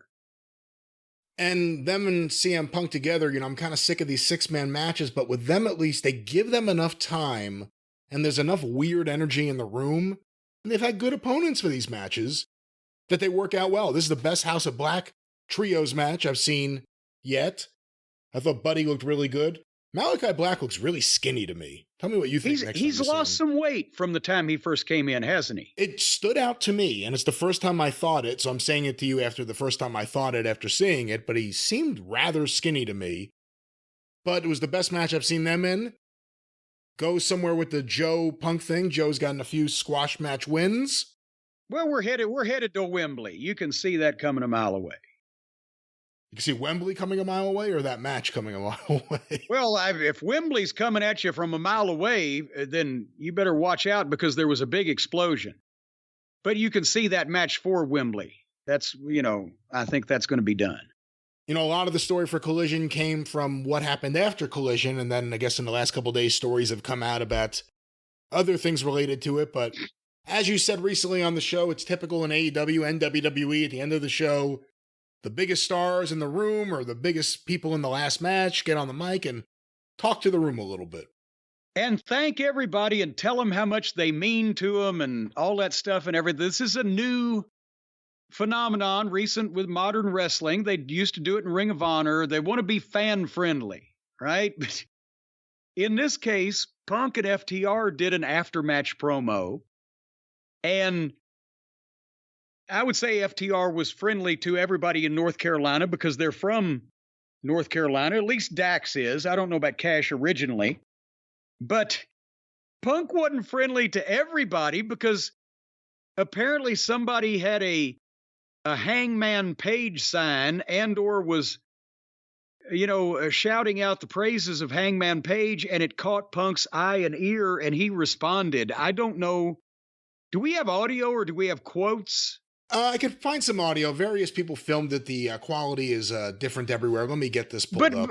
But basically, while you're doing that, but the gist of the thing was that he understood now. The guy had the Page sign or whatever, Hangman sign. He said, I understand now why Hangman is called Hangman, because that's what his action figures do in the toy store, is hang on that peg unpurchased. Which I thought was kind of hilarious, because then somebody on Twitter this morning sent out a picture of a toy selection in one of the major retail stores. I think everybody can figure who I'm talking about. And all the figures that are hanging there are all Hangman Adam Page. Everything else is gone. It's all Page. What the fuck? Do you have any exact verbiage there now? Well, Jim, every example of the audio here kind of sucks. I would need more time, but I have the quote here. I have the actual direct quote according to Fightful. What was said? Carolina is Hangman country, referencing a sign in the crowd. Earlier today, I went to a local supermarket, and I figured out why they call him Hangman. It's because the pegs in the toy aisle are full of Hangman action figures because nobody wants to buy them. He's a peg warmer, unlike me, who moves merchandise, pops ratings, and sells toys. A peg warmer. And again, all the people who like him go, yeah, you do. And all the people who don't like him go, boo, fuck you. And he likes both. But like you said, that we saw that picture this morning of some Target or Walmart or whatever it was, and just nonstop Adam Page figures. Everything else is everywhere. Gone. Yeah. There's crumbs everywhere else, and his aisle is completely stocked. Well, Jim, coming out of this story, it came out, it was reported by Dave Meltzer and others, that Adam Page was turned away from the building, that he showed up to shoot promos backstage and was told that he would have to do it elsewhere. And then came out that other names that have been either this past week or previously asked to leave Collision or not invited to Collision include Christopher Daniels, who I think is head of talent relations, Matt Hardy, and Ryan Nemeth, a name that surprised some people. All, of course, have, whatever you want to say, friendships with the Young Bucks, and may be considered by some people who were not friends with the Young Bucks to be stooges for the Young Bucks. Are you now, or have you ever been a member of the Super Kick Party? And I won't say names. We don't know about Ryan Nemeth. He never gets on television. Apparently, he's been a regular in the Being the Elite videos. I was going to say, we wouldn't know what the beef was with Ryan Nemeth because he's never on television. He's Dolph's younger brother. Oh, wait, actually, I have something right here.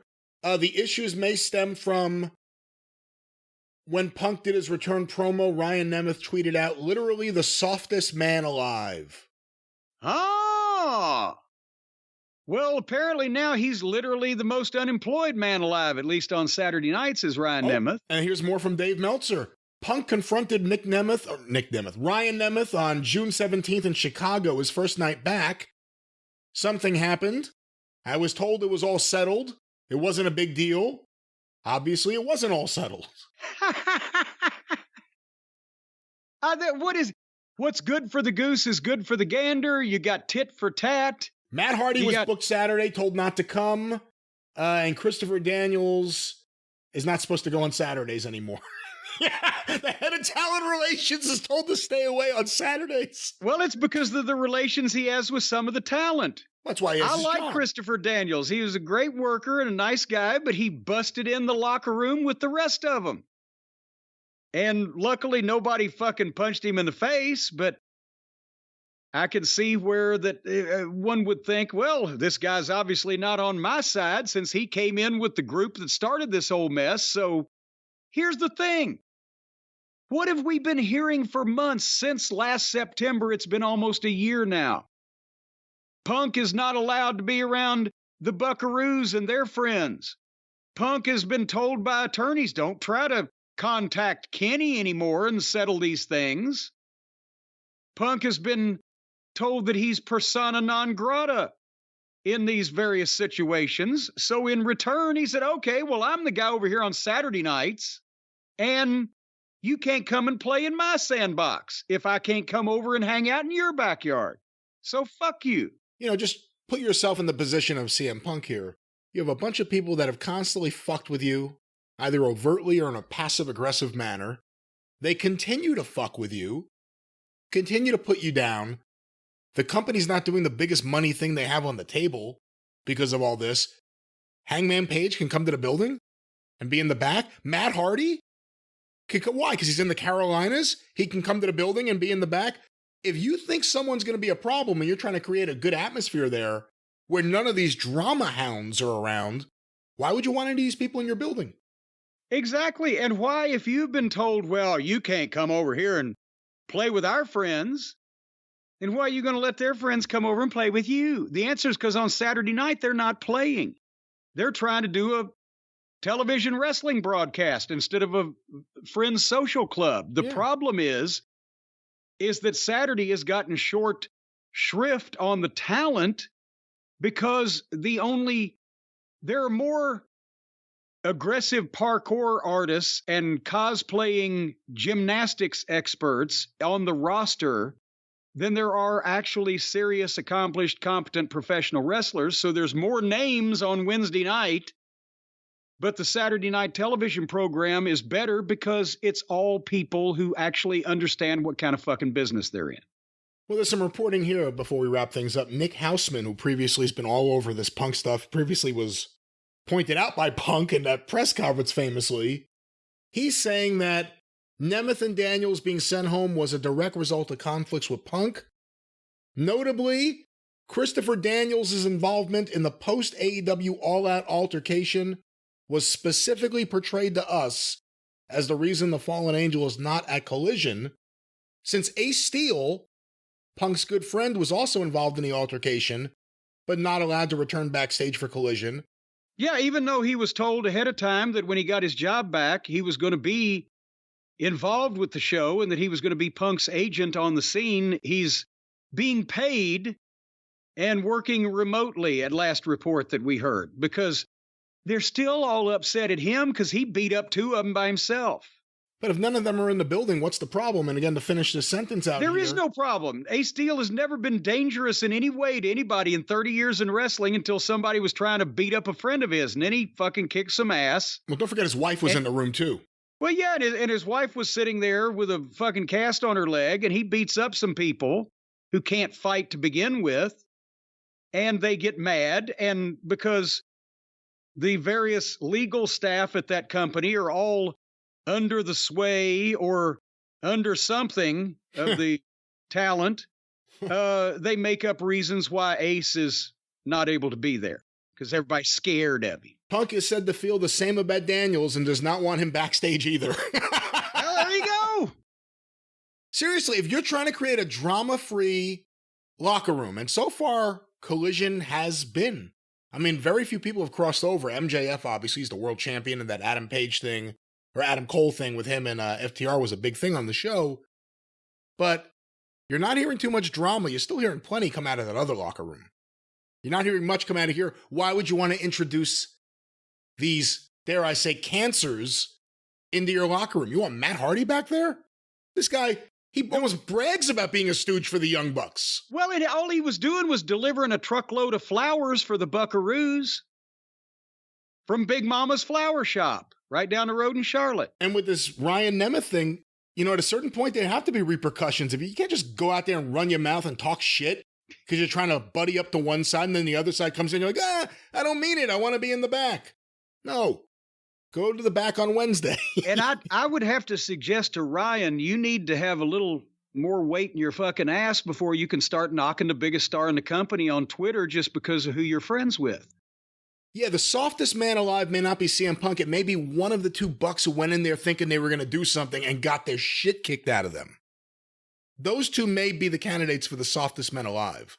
and their hangman fake cowboy friend. But what do you think in general? If you are a promoter, you are a booker. I mean, Tony Khan is out to lunch on all this because he's afraid to do anything, to actually put his foot down about anything. Yeah. And that's what causes every single one of these situations. The key to all the drama is Tony Khan, because Tony either likes it or is just too scared to do anything about any of it. But if you are... I'm betting on B there. But what do you do if you're in the back and you are trying to have a good locker room, and forget about like AEW split in half. If you're just a promoter running a show and people just think they should be in the back, whether they're local wrestlers in the area or people that cause trouble or someone who used to work for you, whatever it is, should you just let anyone in the back, or should you have a tight group of people back there? No, hold on. Well, you're asking a million questions in a million different directions. No, for people coming to look to get booked or just to hang out with their friends, there's always been special cases. You know, if a huge star came to the building just because they happen to be in his hometown to see an old friend of his, and the guy's a legend in the business and blah, blah, blah, nobody's going to kick him out. But if you got a bunch of people just trying to hang around to get booked or talk to their friends or potentially get their face seen, you're doing business. You're doing a national TV show. That needs to be kept to a minimum. All these people, in one respect or another, work for that company. So in dealing with booked? that... But was Matt Hardy booked? Well, maybe he was and maybe he wasn't, but it's right down the road from Cameron, North Carolina, so maybe he just thought he'd show up, but that's the problem. The problem is that if they can do it, if the Wednesday night crew can do it, say, well, we're going to put those people over on Saturday, and we know that CM Punk's the biggest star in the company. He's making hopefully more money than everybody else, if Tony's got any sense, but we don't want him on our show. We don't want him around in our locker room because he might beat us up again. So it's entirely forgivable or expected for that guy to say the same thing. Well, I don't want your fucking stooges over here fucking my show up, bringing this drama, putting a fucking mouth on me, as Dennis Corluzzo would say, running their dick lickers about whatever they want to take up for their friends. We don't have time for that shit because we're running a business over here on Saturday night. And if I was Tony Khan, and I've said this before, and I will say it again, I would get everybody together and I'd go, yep, I think the biggest money match that we can put on is CM Punk and FTR against Hangnail and the Buckaroos, or Kenny and the Buckaroos, or whoever in the Buckaroos. And that's what we're going to be doing at the pay-per-view at the end of the year or whatever. And here's how we're going to get there.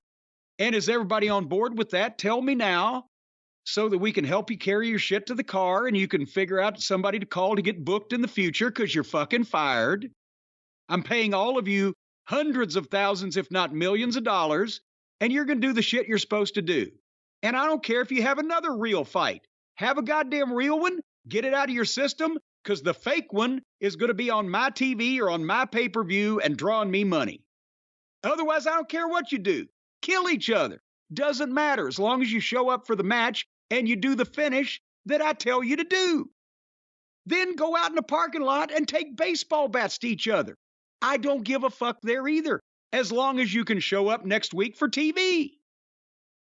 It doesn't matter to me. You work for me, and you are going to draw me money, or you are going to leave.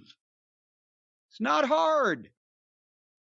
If he was anally fucking penetrating people, say they're flying them all over the country for $100 a night, maybe they should say, well, fuck you. But for that much money, for the talent that some of them possess, and the fact that they never would have got anywhere if Tony wasn't green, inexperienced, and halfway clueless.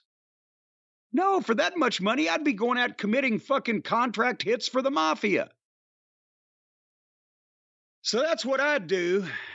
All right, well, that was AEW Collision, and we'll be back with more on the drive-thru. Why are you starting to close up my show? That's right, it is your show. That's my job, and it's my show, but it ain't too much longer. We will be back on the drive-thru with more classic wrestling as well as future wrestling talk, and we'll be back here next week on The Experience. We almost never leave, and hopefully we'll have a better week next week than we did this week, so we can get it to you quicker. In the meantime, thank you, fuck you, and bye-bye, everybody.